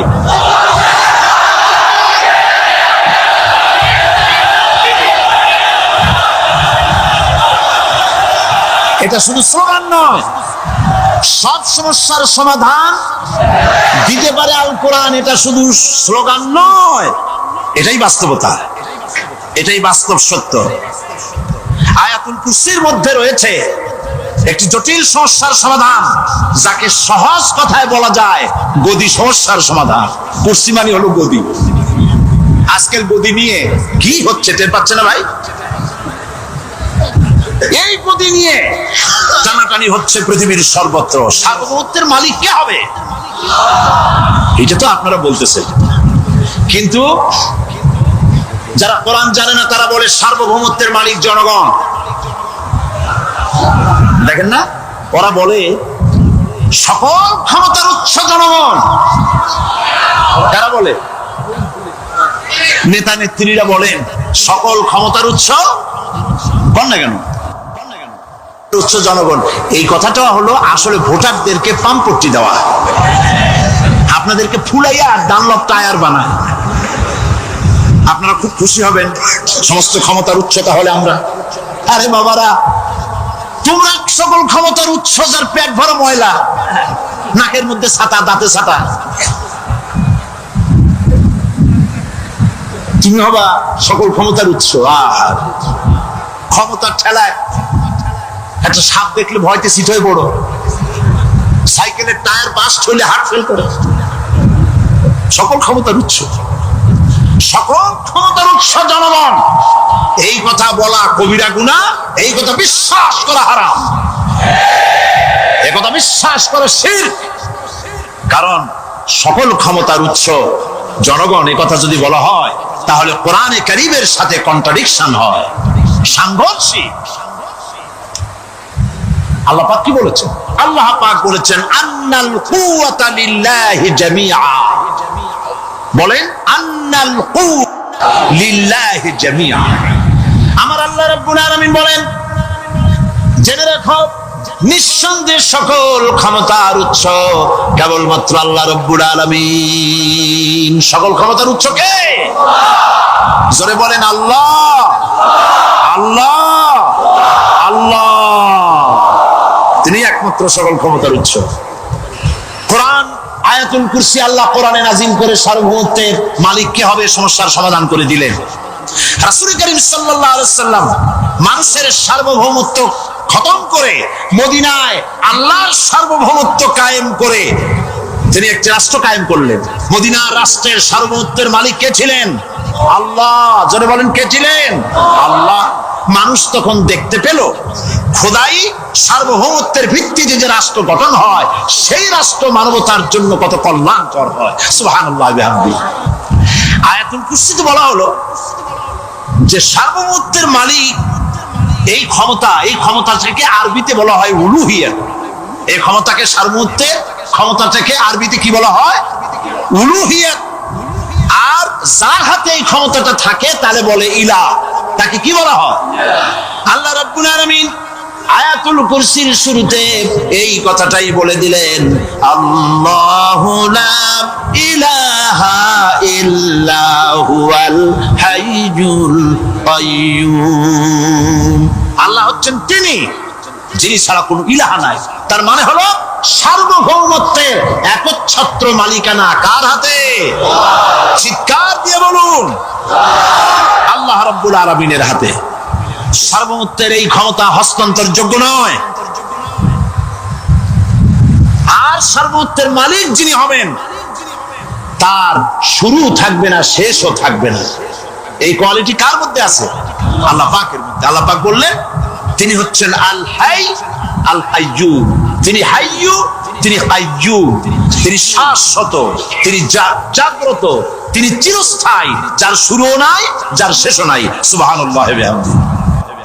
এই সার্বভৌমত্বের মালিকানা নিয়ে যারা বসে আছে, যে কোনো মুহূর্তে তার হাত থেকে ক্ষমতা ছিনতাই হয়ে যেতে পারে, পারে কিনা? আর ঘুমায় থাকলে, সার্বভৌমত্বের মালিক দাবি করে যদি ঘুমায় থাকে, ততক্ষণ ভারপ্রাপ্ত বানাবে কারে? এই জন্য সার্বভৌম মালিক হচ্ছেন আল্লাহ পাক, যাকে ঘুম এবং তন্দ্রা স্পর্শ করে না। সার্বভৌমত্বের মালিকের কোয়ালিটি আল্লাহ পাক বলছেন লা তাখুযুহু সিনাতুন ওয়ালা নাওম। পড়েন সবাই, লা তাখুযুহু সিনাতুন ওয়ালা নাওম। তার ঘুমও নাই, তন্দ্রাও নাই। হযরত মূসা সালাম আল্লাহ পাকের কাছে একবার প্রশ্ন তুলেছেন, আল্লাহ পাক তুমি নাকি? আল্লাহ বলেন তুমি বিশ্বাস করো না? মূসা আলাইহিস সালাম বলছেন অবশ্যই বিশ্বাস করি। আল্লাহ পাক বললেন বিশ্বাস যদি করো তাহলে বুঝানো যাবে। হযরত ইব্রাহিম আলাইহিস সালাম বলেছিলেন আল্লাহ পাকের কাছে, কাইফা রব্বি আরিনি কাইফা তুহিল মাউতা। হে রব, তুমি আমারে দেখাও কেমনে তুমি মৃত্যুকে জিন্দাকে মৃত্যু করো, মৃত্যুকে জিন্দা করো, একটু দেখাও আমারে। আল্লাহ পাক বললেন আওয়ালাম তুবে, বিশ্বাস করো না? ইব্রাহিম আলাইহিস সালাম সঙ্গে সঙ্গে বললেন বালা। নাম বললেন না। বালা মানেও হ্যাঁ, নাম মানেও হ্যাঁ, কিন্তু একটু বেশ কম আছে। তিনি নাম না বলে বালা বললেন। নামের অর্থ হলো হ্যাঁ, আর না বালার অর্থ হচ্ছে কেন নয়, অবশ্যই বিশ্বাস করি। ওয়ালাকিন লিয়াতমাইন্না কলবি। তবে আল্লাহ তুমি যদি চোখে দেখাও একটু, তাহলে এগুলি একটুখানি লিয়াতমাইন্না কলবি, আমার অন্তরাত্মা প্রশান্তি লাভ করবে যদি চোখে দেখতে পারি। আল্লাহ বলেন তাহলে তোমারে দেখাবো। আল্লাহ দেখাইলেন। মূসা আলাইহিস সালাম যখন বললেন যে আল্লাহ পাক আর মৃত্যুকে চিন্তা করো কেমনে, তুমি ঘুমায় থাকো, না ঘুমায় পারো কেমনে, তোমার নাকি ঘুম নাই, তন্দ্রা নাই। আল্লাহ পাক বলেন বিশ্বাস করো, বলে আমি বিশ্বাস করি। তো ঠিক আছে তাহলে তোমার দেখাই। বললেন এক গ্লাস পানি নিয়ে আসো। এক গ্লাস পানি নিয়ে এসে দাঁড়িয়ে থাকো। আল্লাহ পাক মূসা আলাইহিস সালামকে বললেন এক গ্লাস পানি নিয়ে দাঁড়াও। আর ঘুমকে আল্লাহ পাক বললেন মূসারে ধরো। মুসা আলাইহিস সালাম নিদ্রাচ্ছন্ন হলেন, তন্দ্রা এসে গেল, হাত শিথিল হয়ে হাতের থেকে পানি ভর্তি গ্লাস পড়ে ভেঙে চুরমার হয়ে গেল। মুসা আলাইহিস সালাম ভয় পেয়ে গেলেন। আল্লাহ রাব্বুল আলামিন বলেন, ভয় পাওয়ার কোনো কারণ নাই, তোমার প্রশ্নের জবাব আমি এভাবেই দিলাম। এক গ্লাস পানি নিয়ে কয়েক মিনিট দাঁড়াইতে পারো নাই, ঘুমের সঙ্গে সঙ্গে গ্লাস পড়ে ভেঙে গেল। তামাম আকাশ আর জমিন, গোটা সৃষ্টি জগৎ তোমার আল্লাহ পাকের হাতের মুঠার মধ্যে রয়েছে। আল্লাহ যদি ঘুমায় যায় সব শেষ হয়ে যাবে। তামাম সৃষ্টি জগতের ট্রাফিক কন্ট্রোল আল্লাহ কর্তৃক হয়, আর মানুষের যা হয় আল্লাহ পাক তার থেকে সম্পূর্ণ মুক্ত। আল্লাহ পাকের ঘুম নাই, তন্দ্রাও নাই। লা তাখুযুহু সিনাতু ওয়ালা নাওম, ঘুমও নাই, তন্দ্রাও নাই। আল্লাহ পাক সমস্ত রকমের মানবীয় কোয়ালিটি থেকে, গুণ থেকে মুক্ত, মুবাররা, পবিত্র। আল্লাহ রাব্বুল আলামিন সার্বভৌমত্বের একচ্ছত্র মালিক হচ্ছেন আল্লাহ পাক। তিনি ছাড়া কোনো ইলাহ নাই। তিনি পরিষ্কার করে বলছেন, আল্লাহু লা ইলাহা ইল্লা হুয়াল হাইয়ুল কাইয়্যুম।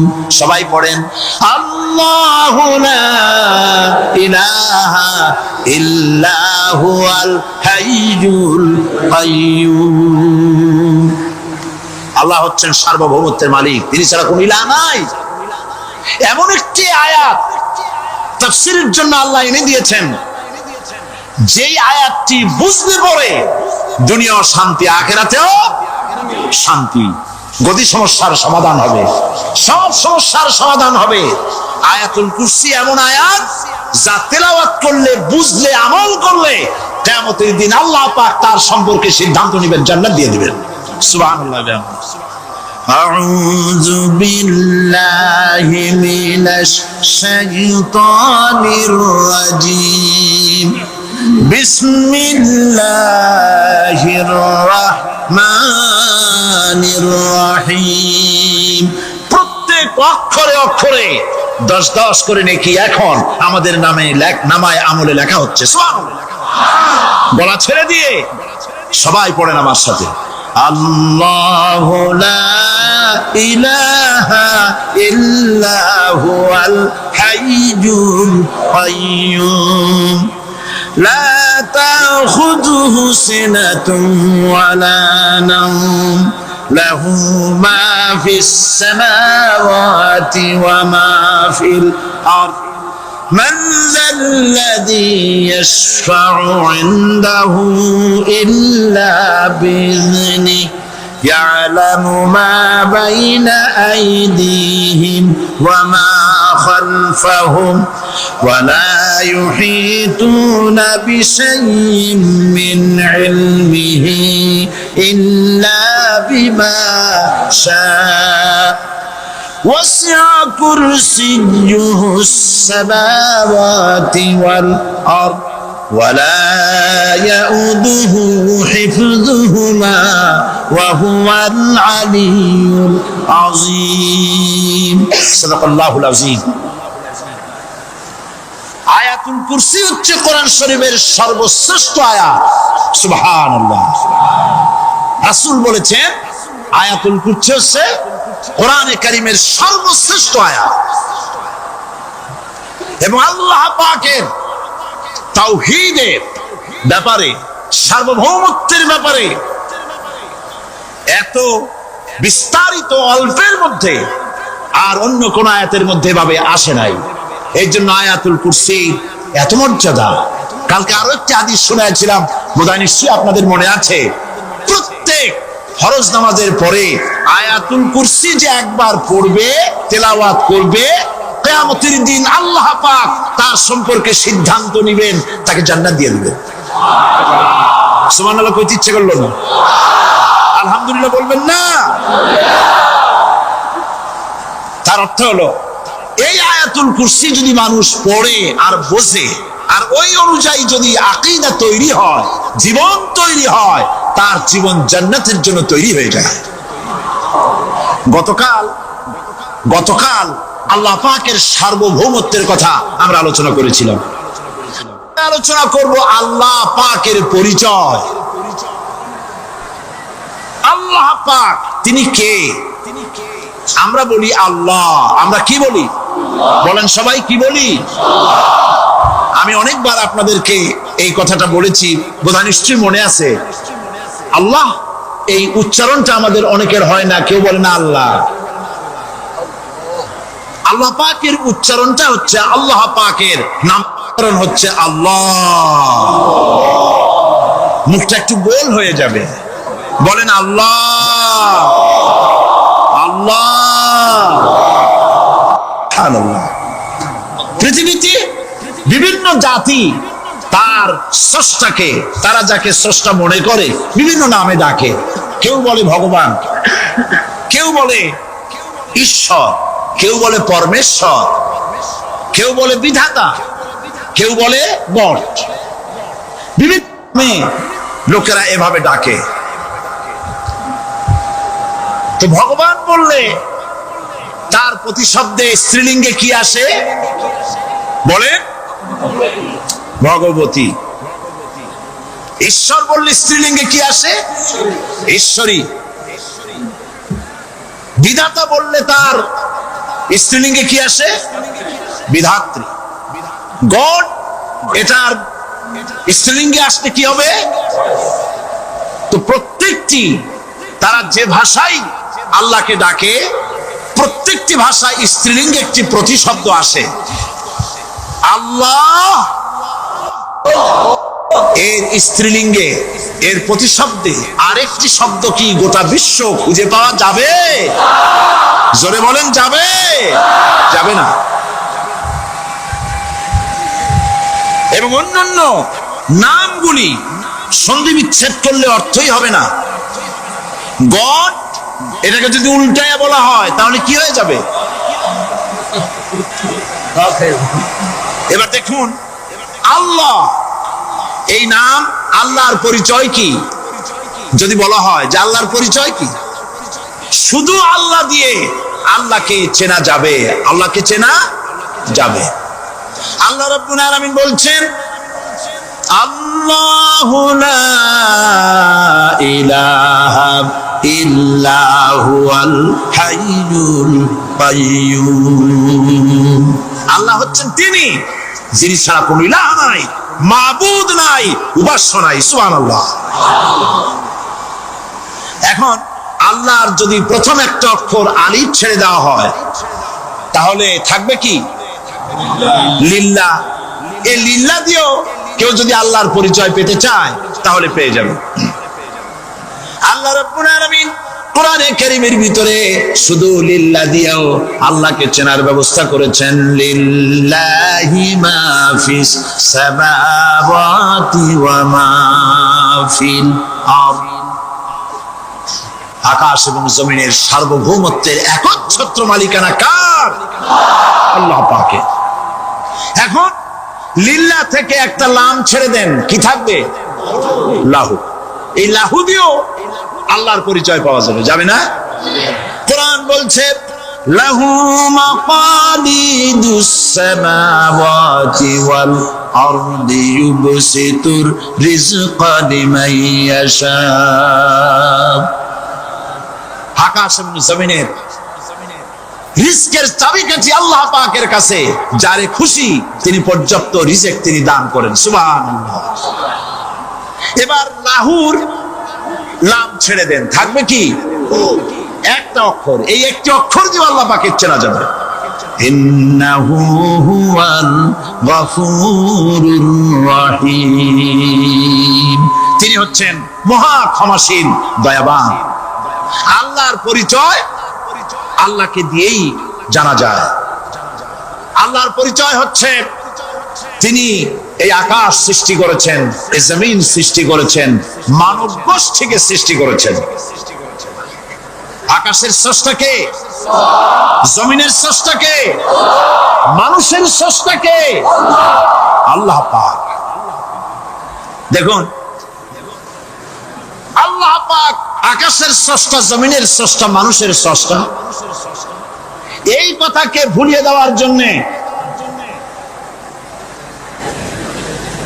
এই কথাটিকে ভুলিয়ে দেওয়ার জন্য আল্লাহকে অস্বীকার করছে এক শ্রেণীর লোকেরা। তারা বলছে দেয়ার ইজ নো গড, স্রষ্টা বলতে কেউ নাই, আনসিন ইজ নাথিং। আল্লাহ পাক কোরআনকে বোঝার জন্য, আল্লাহকে চেনার জন্য ব্যবস্থা করেছেন। ওরা বলছে কি আনসিন ইজ নাথিং, যা দেখা যায় না সেটা কিছুই না, সেটা বিশ্বাস করি না। তা আল্লাহর যখন রং নাই, গন্ধ নাই, তাকে বিশ্বাস করি কেমনে? বলে নাউজুবিল্লাহি মিন যালিক। আরে ভাই, তোমরা তো এমন বহু জিনিস আছে যা না দেখে বিশ্বাস করো। আপনারা কি বাতাস দেখেছেন? বিশ্বাস করেন কিনা? বিশ্বাস করেন কিনা? আপনারা কি ইথার দেখেছেন? বিশ্বাস করেন কিনা? ফুলের গন্ধ দেখেছেন কিন্তু বিশ্বাস করেন কিনা? মাধ্যাকর্ষণ শক্তি, ল অফ গ্রাভিটেশন আপনারা চোখে দেখেছেন? বিশ্বাস করেন কিনা? অনেক জিনিস এমন আছে যা আমরা চোখে দেখি না কিন্তু বিশ্বাস করি। হযরত ইমাম আবু হানিফা রাহমাতুল্লাহ আলাইহির সাথে এক নাস্তিকের বহস হলো।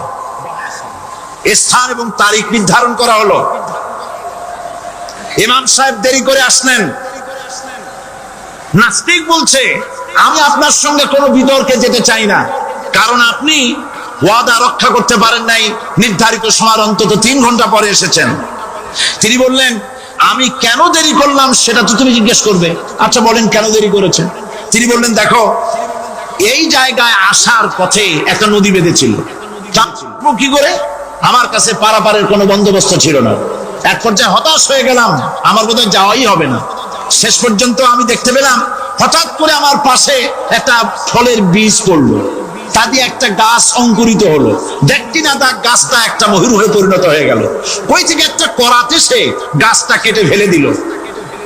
ফটাফট কতগুলি তক্তা বেরিয়ে আসলো, কোথার থেকে একটা হাতুড়ি আর কতগুলি লোহা এসে ঠাস ঠাস করে বাড়ি লেগে একটা কিস্তি তৈরি হয়ে গেল। কিস্তিটা ধাপায় পড়লো নদীতে, আমি লাফ দিয়ে উঠলাম, তাই দেরি হলো। নাস্তিক বলছে, আপনার সাথে আমি জানছিলাম যে আপনি অত্যন্ত বুদ্ধিমান মানুষ, কিন্তু যে ঘটনা শুনাইলেন আপনার স্ক্রু একটাও টাইট আছে বলে মনে হয় না, আপনার সাথে আর কোনো বহস নয়। তিনি বললেন, কেন? কই বহস না, আপনি বলছেন যে এইরকম একটা গাছ চারা হয়ে গেল, সাথে সাথে বিনা মিস্ত্রিতে গাছটা কাটলো, তারপর এইটা দিয়ে তক্তা হলো, লোহা আসলো, হাতুড়ি হইলো, বিনা মিস্ত্রিতে কিস্তি তৈরি হয়ে গেল। নৌকা এটা পড়লো নদীতে, আর বিনা মাঝিতে আপনি পার হয়ে আসলেন। এটা কি আদৌ সম্ভব? ইমাম আবু হানিফা রাহমাতুল্লাহ আলাইহি বলছেন, তোমার সাথে আমি কোনো কিতাব দিয়ে ঝগড়া করব না, কোনো কিতাব দিয়ে আমি তোমার সাথে বহস করব না। এই একটি দৃষ্টান্ত তোমার জন্য যথেষ্ট।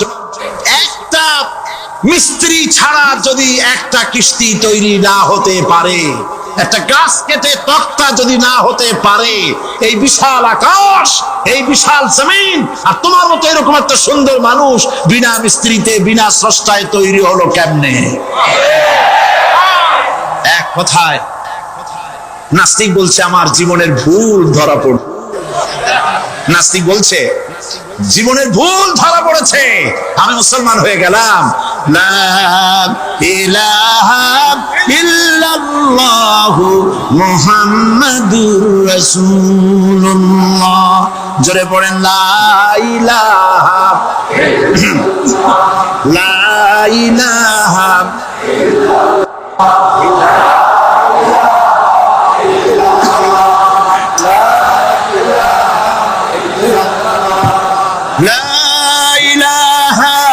ইল্লাল্লাহু মুহাম্মাদুর রাসূলুল্লাহ।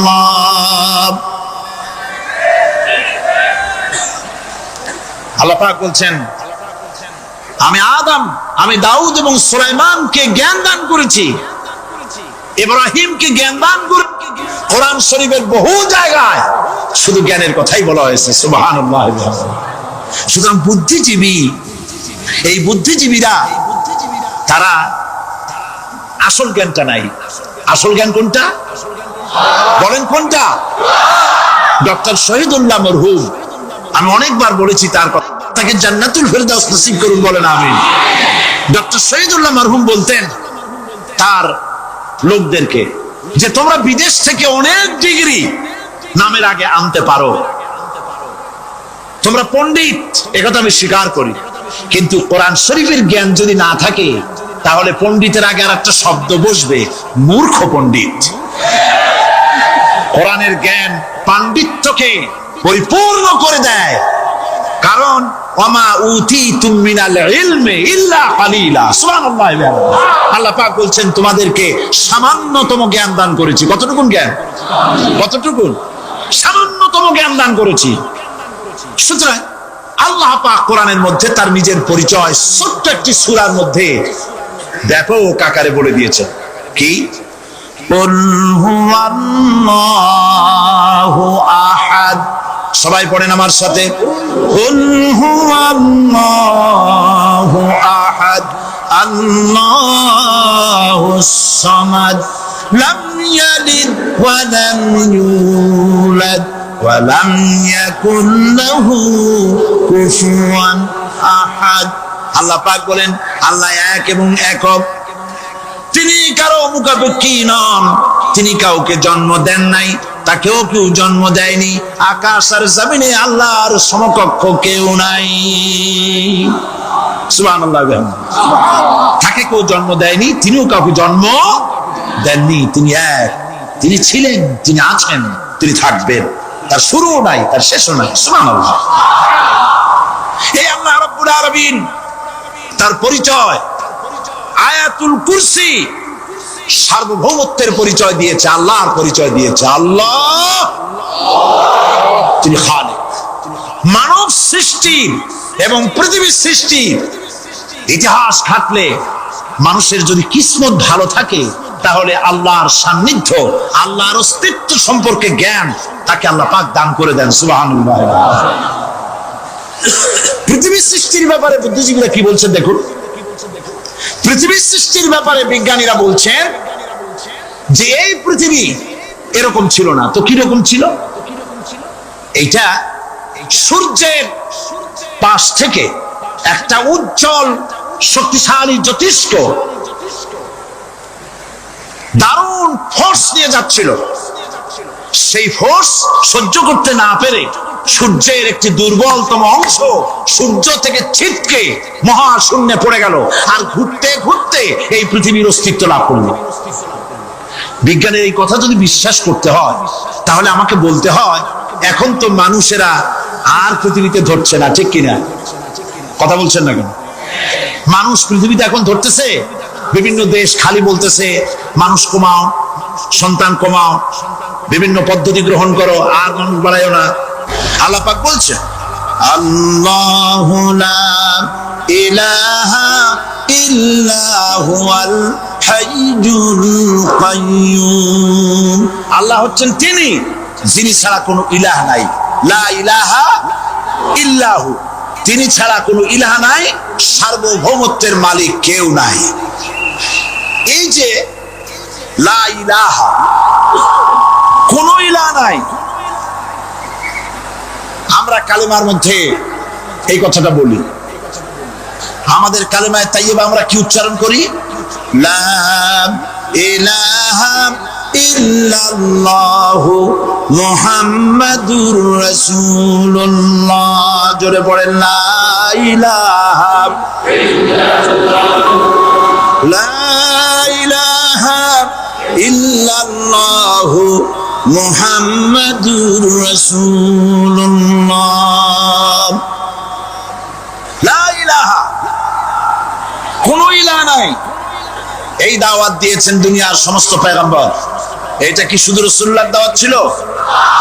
সমস্ত নবীদের স্লোগান ছিল একটা। সমস্ত নবীদের স্লোগান ছিল কয়টা? সবাই বলুন, কি সেই স্লোগান? লা ইলাহা ইল্লাল্লাহ। কোরআন শরীফের ভিতরে ইলাহ শব্দ 147 বার এসেছে। লা ইলাহার অর্থ যদি এই হয় কোনো উপাস্য নাই আল্লাহ ছাড়া, কোনো মাবুদ নাই আল্লাহ ছাড়া, মুহাম্মদ সাল্লাল্লাহু আলাইহি ওয়াসাল্লাম আল্লাহর প্রেরিত রাসূল, তাহলে তো এত এত ঝঞ্ঝাট হওয়ার কথা ছিল না। আপনারা বলেন, নবীরা যখনই এই দাওয়াত দিয়েছেন লা ইলাহা ইল্লাল্লাহ, তখন সংঘর্ষ হয়েছে কিনা? হয়েছে কিনা? বাধা আসছে কিনা? তাহলে এই কথাটা কি যার কারণে এরকমের বাধা আসে?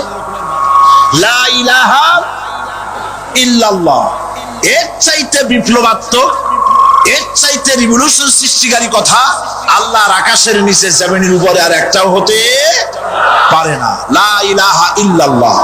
ইলাহ শব্দের অর্থ শুধু উপাস্যর মাবুদ নয়, ইলাহ শব্দের অর্থ হচ্ছে আইনদাতা, ইলাহ শব্দের অর্থ হচ্ছে শাসনকর্তা, ইলাহ শব্দের অর্থ হচ্ছে বিধানদাতা।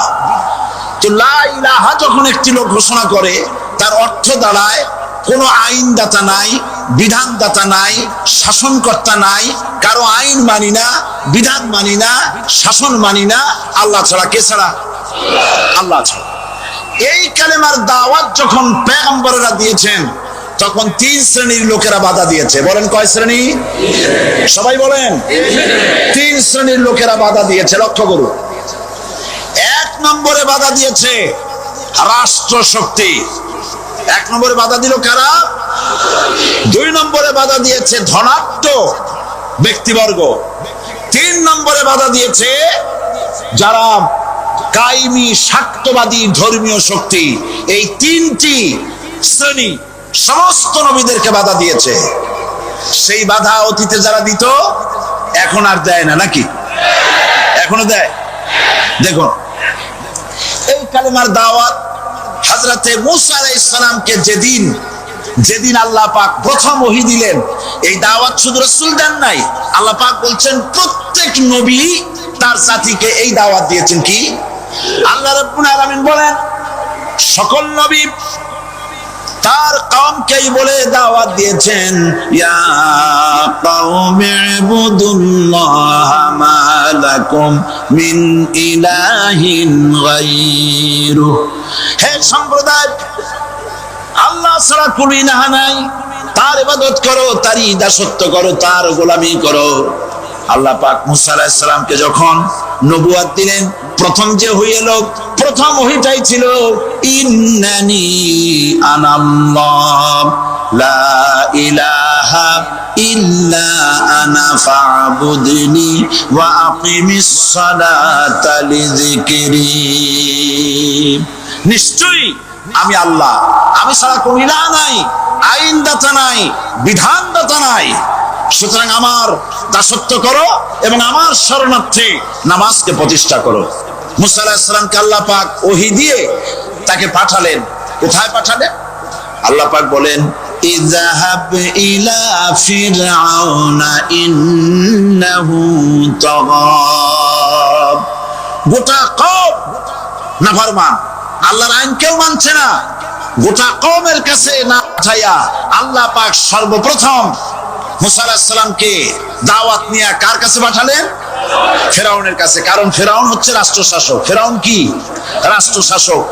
হযরতে মূসা আলাইহিস সালাম ফিরআউনের কাছে গেলেন আর দাওয়াত দিলেন, ফিরআউন পড়ে নাও লা ইলাহা ইল্লাল্লাহ। একটি কথা আপনাদের মনে রাখতে হবে, দুনিয়ার কোন ফিরআউন, কোন নমরুদ, কোন সাদ্দাত, কোন হামান কেউ বলে নাই যে আমি আল্লাহ, আমি রাজ্জাক, আমি খালেক, আমি পৃথিবী সৃষ্টি করেছি। কথা কেউ বলেছে? কেউ বলে নাই। কি বলেছে তারা? ফিরআউন বলেছে, মা আলিমতু লাকুম মিন ইলাহিন গায়রি, আমি তো জানি না আমি ছাড়া আরো কোন ইলাহ আছে, এ কথা আমার জানা নাই। সুতরাং আমি হচ্ছি ইলাহ, আর তুমি বলছো লা ইলাহা।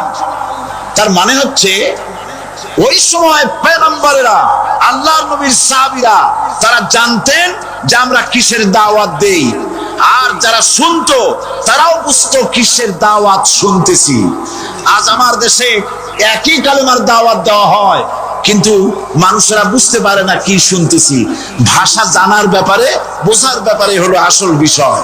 এটা বুঝাতে গিয়ে আমি মাঝে মধ্যে একটা দৃষ্টান্ত দেই এভাবে। একজনের একটা রেশনের দোকান ছিল, সেই দোকানে তার একটা ময়না পাখি ছিল। আর ময়না পাখিকে কথা শেখানো যায়, সেটা তো আপনারা জানেন। জি, ময়নাকে শিখাইছে যে লাইন করুন, এক এক করে আসুন। ময়না এই কথা শিখেছে। সকালবেলায় যখন রেশনের দোকানে ভিড় পড়ে গেছে, তখন ওই পাখি খাঁচার মধ্যে বসে বলছে, লাইন করুন, এক এক করে আসুন। একদিন খাঁচার দরজা খোলা পেয়ে পাখি উড়ে গিয়ে গাছের ডালে বসেছে। আশেপাশে যত পাখি ছিল তারা চিন্তা করলো, এই রকমের পাখি তো কখনো দেখি নাই। ময়না তো দেখতে কাকের মতো না, শালিকের মতো না, দেখতে একটা ভিন্ন রকম। ওরা এসে চতুর্দিক থেকে এই নবান্ত, এই যে নতুন এসেছে, ওরে ঠোকরানো শুরু করেছে চতুর্দিক থেকে।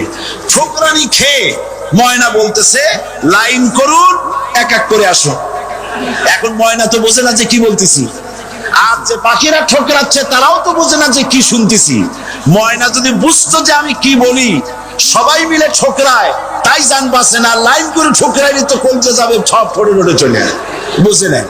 আমাদের অবস্থা তাই হয়েছে। সুতরাং এই কালেমার দাওয়াত যখন হযরতে মূসা আলাইহিস সালাম দিলেন, ফেরাউন বলল, আমি তো জানি না যে আমি ছাড়া আরো কোন ইলা আছে, আইনদাতা তো আমি, তুমি নতুন কোথা থেকে আইনদাতা নিয়ে আসছো? ফেরাউন বলছে, দেখো, আমারে বাদ দিয়া যদি অন্য কাউকে ইলাহ বলে তুমি মানো, আর সেই শিক্ষা যদি যে জাতিকে দাও, তাহলে আমি তোমাকে ধরে লাআজআলান্নাকা মিনাল মাসজুনিন, আমি তোমাকে কারারুদ্ধ করব, আমি তোমাকে জেলখানায় ঢুকিয়ে দেব। রাষ্ট্রশক্তি প্রথম বাধা দিল কারা? বলেন সবাই। সেই বাধা কি ওখানে শেষ হয়েছে না এখনো আছে? আছে কিনা জোরে বলেন। আমি তোমাকে জেলখানায় ঢুকাবো। হযরত মূসা আলাইহিস সালাম বলেন, ফেরাউন রে, জেলের ভয় আমি করি না, আমার কি জেলের ভয় দেখায়া লাভ নাই। আমি আল্লাহ পাকের পয়গম্বর হযরতে মূসা আলাইহিস সালাম। ফেরাউনের দলবল আছে, লোক লস্কর আছে, তার অস্ত্রের অভাব নাই। আল্লাহ রাব্বুল আলামিন মূসা আলাইহিস সালামের কাছে একটা অস্ত্র দিয়া দিলেন। দিছিলেন কিনা? আল্লাহ পাক হযরত মূসা কি বলেছেন? ওয়া মা তিলকা বিয়ামিনিকা ইয়া মূসা, মূসা রে, তোমার হাতে ওটা কি? মূসা আলাইহিস সালাম বললেন, এটা লাঠি। আল্লাহ পাক বললেন, ফেলে দাও লাঠি। লাঠি ফালায় দিলেন। কি হয়ে গেল? হিয়া হাইয়াতুন তাসআ, লাঠি হয়ে গেল। এখন লাঠি পড়ে সাপ হয়ে গেল। সাপ দেখে নবী হোক, ওলি হোক, সাহাবী হোক আর আলেম হোক, সাপ দেখলে ভয় করে না মানুষের? মূসা আলাইহিস সালাম ভয় পেয়েছে। আল্লাহ রাব্বুল আলামিন হযরত মূসাকে শোনায় দিলেন, খুযহা ওয়া লা তাখাফ সানুঈদুহা সিরাতাহাল উলা,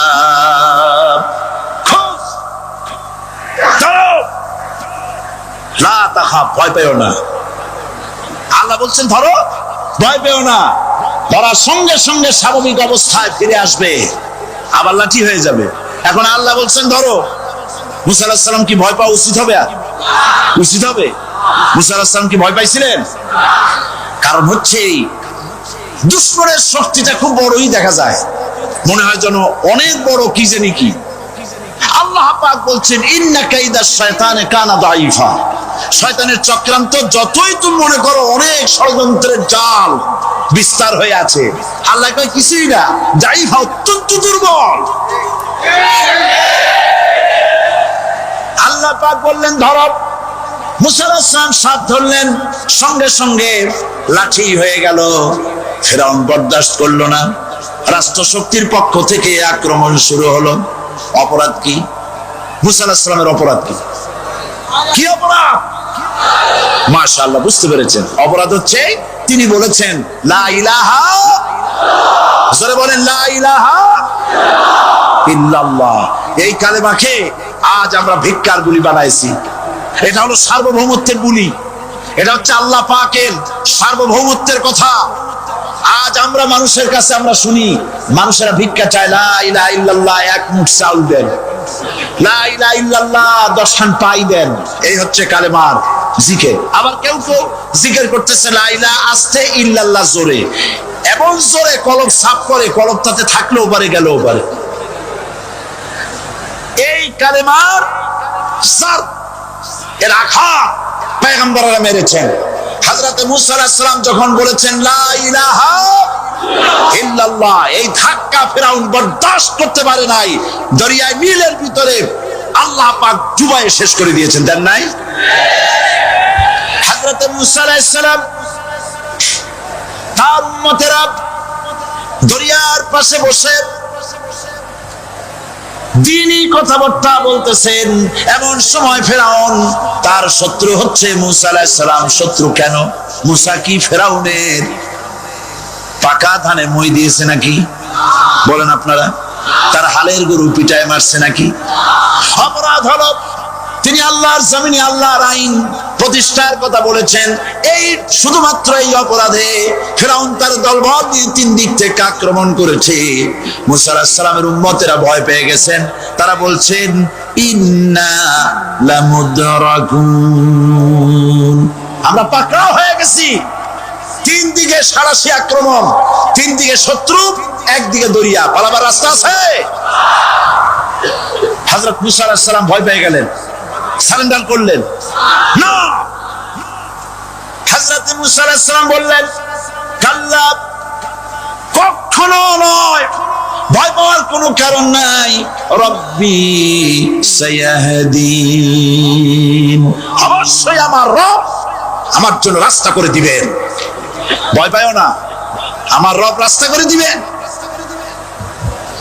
আল্লাহ রাব্বুল আলামিন হযরত মুসা আলাইহিস সালামকে অর্ডার করলেন, হাতের লাঠি দিয়া দরিয়ার উপরে আঘাত করো। হযরত মুসা আলাইহিস সালাম দরিয়ার উপরে আঘাত করলেন। রাস্তা ছিল দরকার একটার, এক বাড়িতে আল্লাহর হুকুমে লাঠি দিয়ে একটি আঘাত করার সঙ্গে সঙ্গে হযরত মুসার তার সঙ্গী সাথী দরিয়া পার হওয়ার জন্য দরিয়ার মধ্যে দিয়ে আল্লাহ 12টা রাস্তা পয়দা করে দিলেন। সে আল্লাহ আছে না নাই? এত আসতে বলেন কেন? ভয় পাওয়ার কারণ আছে? রাষ্ট্র শক্তি বাধা দিয়েছে সমস্ত নবীদেরকে। কেন? নবীদের চরিত্র খারাপ? জোরে বলেন, নবীদের চরিত্র খারাপ? নবীদের চাইতে মাসুম বেগুনাহ উন্নত চরিত্রের মানুষ আল্লাহর আকাশের নিচে জমিনের উপরে আর হয় না। তোমরা যে সামনে তাদের পিছনে দৌড়াও, অমুকের সৈনিক, নেতা নেতা করে মরো, এইসব নেতা যাদের পিছনে দৌড়াও, এই নেতাগুলি, আমি জিজ্ঞেস করি আপনাদেরকে, এই নেতাগুলি জীবনে একবারও জেনা করে নাই? এই ব্যাপারে অনুসারীরা আপনারা কি নিশ্চিত? মিথ্যা কথা জীবনেও কয় নাই, প্রতারণা করে নাই, ঠাট্টা করে নাই, বিদ্রুপ করে নাই, মদ খায় নাই, মানুষ হত্যা করে নাই। কিসের নেতা? নেতা হচ্ছেন সেই ব্যক্তি যিনি বলেছেন, ও আমার স্ত্রীরা, ও আমার সাহাবীরা, রাতের আধারে আমার মধ্যে যা আচরণ দেখতে পাও, দিনের আলোতে আমার মধ্যে যা দেখতে পাও, সবগুলি খুলে খুলে মানুষের কাছে বলে দাও। তার নাম বিশ্বনবী মুহাম্মদ রাসূলুল্লাহ সাল্লাল্লাহু আলাইহি ওয়াসাল্লাম।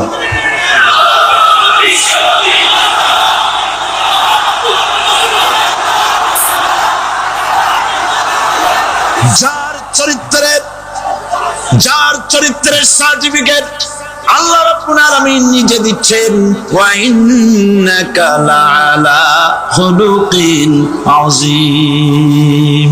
নবী হে, উন্নত চরিত্রের উপরে আপনি প্রতিষ্ঠিত। সুবহানাল্লাহ। কে সার্টিফিকেট দিচ্ছেন? আযীম, আযীম। আরবিতে চওড়াকে বলা হয় আরিদ, গভীরতাকে বলা হয় আমিক। কত প্রশস্ত, যা মাপার কোনো ফিতা নাই। কত গভীর, যা মাপার কোনো যন্ত্র নাই। এইটাকে আরবিতে বলা হয় আজিম। সুবহানাল্লাহ বলতে ইচ্ছে করে না? ও নবী, তোমার চরিত্র এমন যা মাপার মতো যন্ত্র পৃথিবীতে নাই। লা ইলাহা ইল্লাল্লাহ। পড়েন সবাই, লা ইলাহা ইল্লাল্লাহ। আপনি আপনিও যদি নবীদের মতো সাহাবীদের মতো বুঝা এই কলেমার দাওয়াত দেন, বাধা আসবেই। বোঝাবুঝির ব্যাপার, বুঝতেই সারলো। কত মাহফিল হয় বাংলাদেশে, হয় না? কোনো বাধা নাই, ঠিক কিনা? কত পূজা হয়, পার্বণ হয়, গান হয়, থিয়েটার হয়, গুণগার বিবির গান হয়, কত কিছু হয়। কোনো বাধা আছে? তাফসীরের মাহফিলে বাধা। কারণ ওরা বুঝতে পেরেছে এ তাফসীরের মাহফিলে গাজীর গীত হয় না, এ তাফসীরের মাহফিলে আল্লাহর সার্বভৌমত্ব কায়েমের আন্দোলন চলে।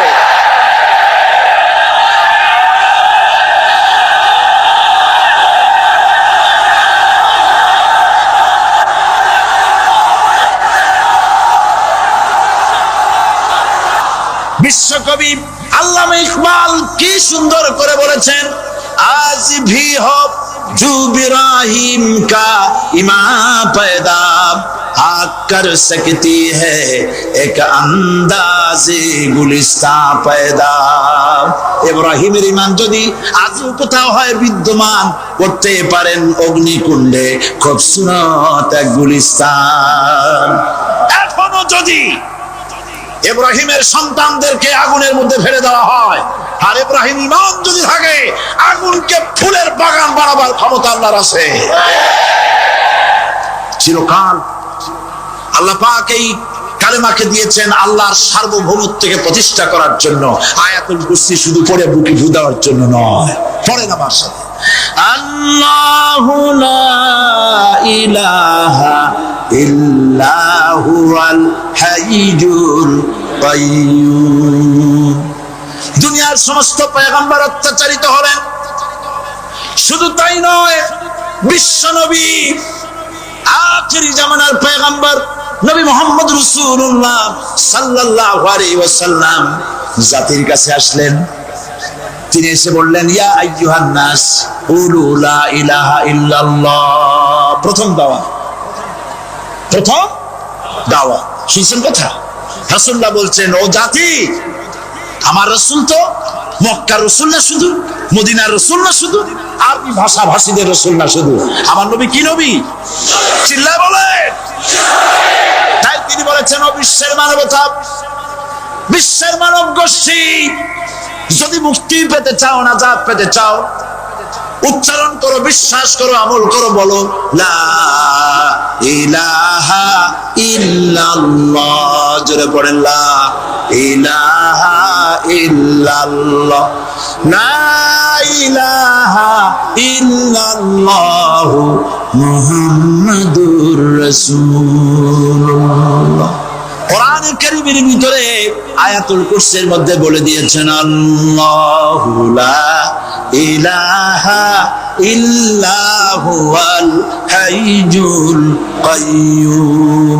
প্রাণ খুলে সবাই পড়েন, বসা মানুষ, দাঁড়ানো মানুষ, আল্লাহু লা ইলাহা ইল্লা হুয়াল হাইয়ুল কাইয়্যুম। আল্লাহ রাব্বুল আলামিন, তিনি ছাড়া কোনো ইলাহ নাই, তিনি সার্বভৌমত্বের মালিক, কেউ নাই আল্লাহ ছাড়া। এই কথা মানুষকে ঘোষণা করতে হবে।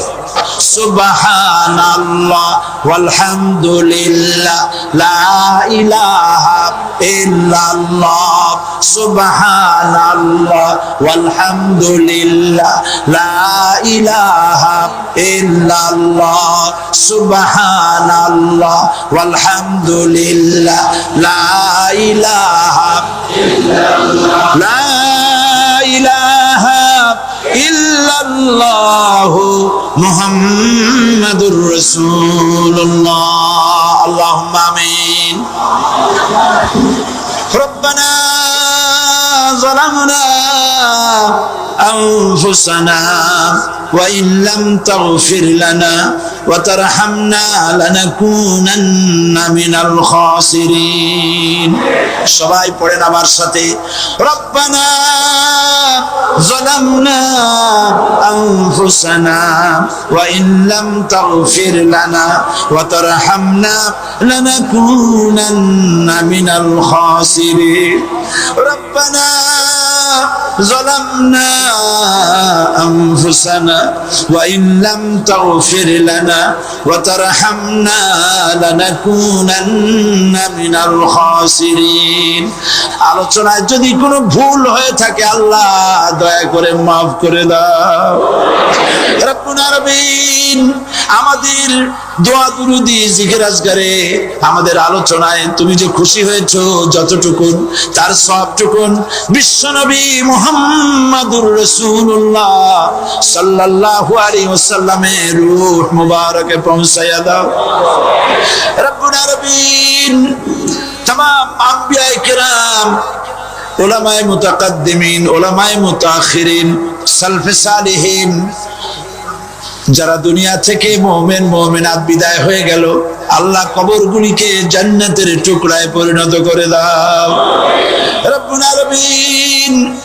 এই লক্ষ লক্ষ মুসলমান নরনারী ভিক্ষুকের মতো তোমার দরবারে হাত তুলেছি আল্লাহ গো আমাদের মধ্য থেকে আমাদের মা বাপ যাদের দুনিয়া থেকে বিদায় হয়ে গেছে আল্লাহ আমাদের মা বাপের কবরে সওয়াব পৌঁছায়া দাও রব্বুল আলামিন আত্মীয় স্বজন যদি বিদেশে থাকে 2 মাস 6 মাস পর চিঠি দিয়া খোঁজ খবর পাওয়া যায় প্রত্যেক দিন টেলিফোন করে খবর পাওয়া যায় কিন্তু আমাদের মা বাপ যাদের মারা গেল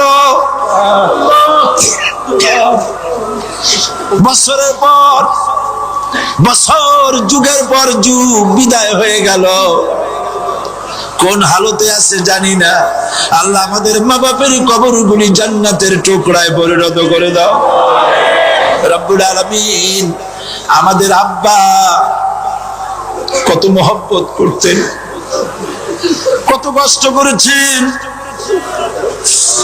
আল্লাহ তাআলা আমাদেরকে লেখাপড়া শেখাবার জন্য কত কষ্ট করেছেন মানুষ বানাবার জন্য কত কষ্ট করেছেন আমাদের জন্য ঘর বাড়ি বানায়া জায়গা জমি কিনে রেখে সবগুলি থুয়ে খালি হাতে চলে গেছে বাবা আল্লাহ আমাদের আব্বার রুহের পরে সওয়াব পৌঁছায়া দাও রব্বুল আলামিন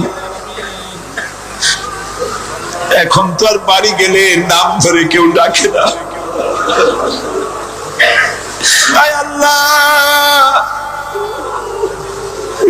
আমাদের আব্বা যত গুনাহ করেছি জানা অজানা সমস্ত গুনাহগুলি আল্লাহ তুমি সাইয়্যাত গুলি হাসানাত দিয়া বদলায়া দাও রব্বুল আলামিন আমাদের জনম দুঃখিনী মা আয় আল্লাহ মা যা যে হারাইছে সেই বুঝে কি নিয়ামত তার চলে গেছে আল্লাহ আমাদের মা যার বিদায় হয়ে গেছে মায়ের কবরটাকে জান্নাতের টুকরায় পরিণত করে দাও রব্বুল আলামিন মায়ের পেটের ভিতরে বসে 10টা মাস ধরে মায়ের কষ্ট দিছি তিনি ডেলিভারিতে কষ্ট করেছেন 2-2.5 বছর বুকের দুধ খেয়ে কষ্ট দিয়েছি পেশাব পায়খানা করে মায়ের কাপড় চোপড় নষ্ট করে দিয়েছি মা বিরক্ত হন নাই থাপ্পড় মারেন নাই আসার দিয়া ফলায় দেন নাই আল্লাহ মা যাদের মারা গেল বাবু মায়ের কবরটাকে জান্নাতের টুকরা বানায়া দাও রব্বির হামহুমা কামা রব্বায়ানি সগীরা আমার ভাইরা আমার মা বোনেরা করুণ ভাবে আল্লাহরে বলেন রব্বির হামহুমা কামা রব্বায়ানি সগীরা রব্বির হামহুমা কামা রব্বায়ানি সগীরা রব্বানা تقبل منا إنك أنت السميع العليم وتب علينا إنك أنت التواب الرحيم سبحان ربك رب العزة عما يصفون وسلام على المرسلين والحمد لله رب العالمين وجعل آخر كلماتنا عند الموت لا إله إلا الله محمد رسول الله السلام عليكم ورحمة الله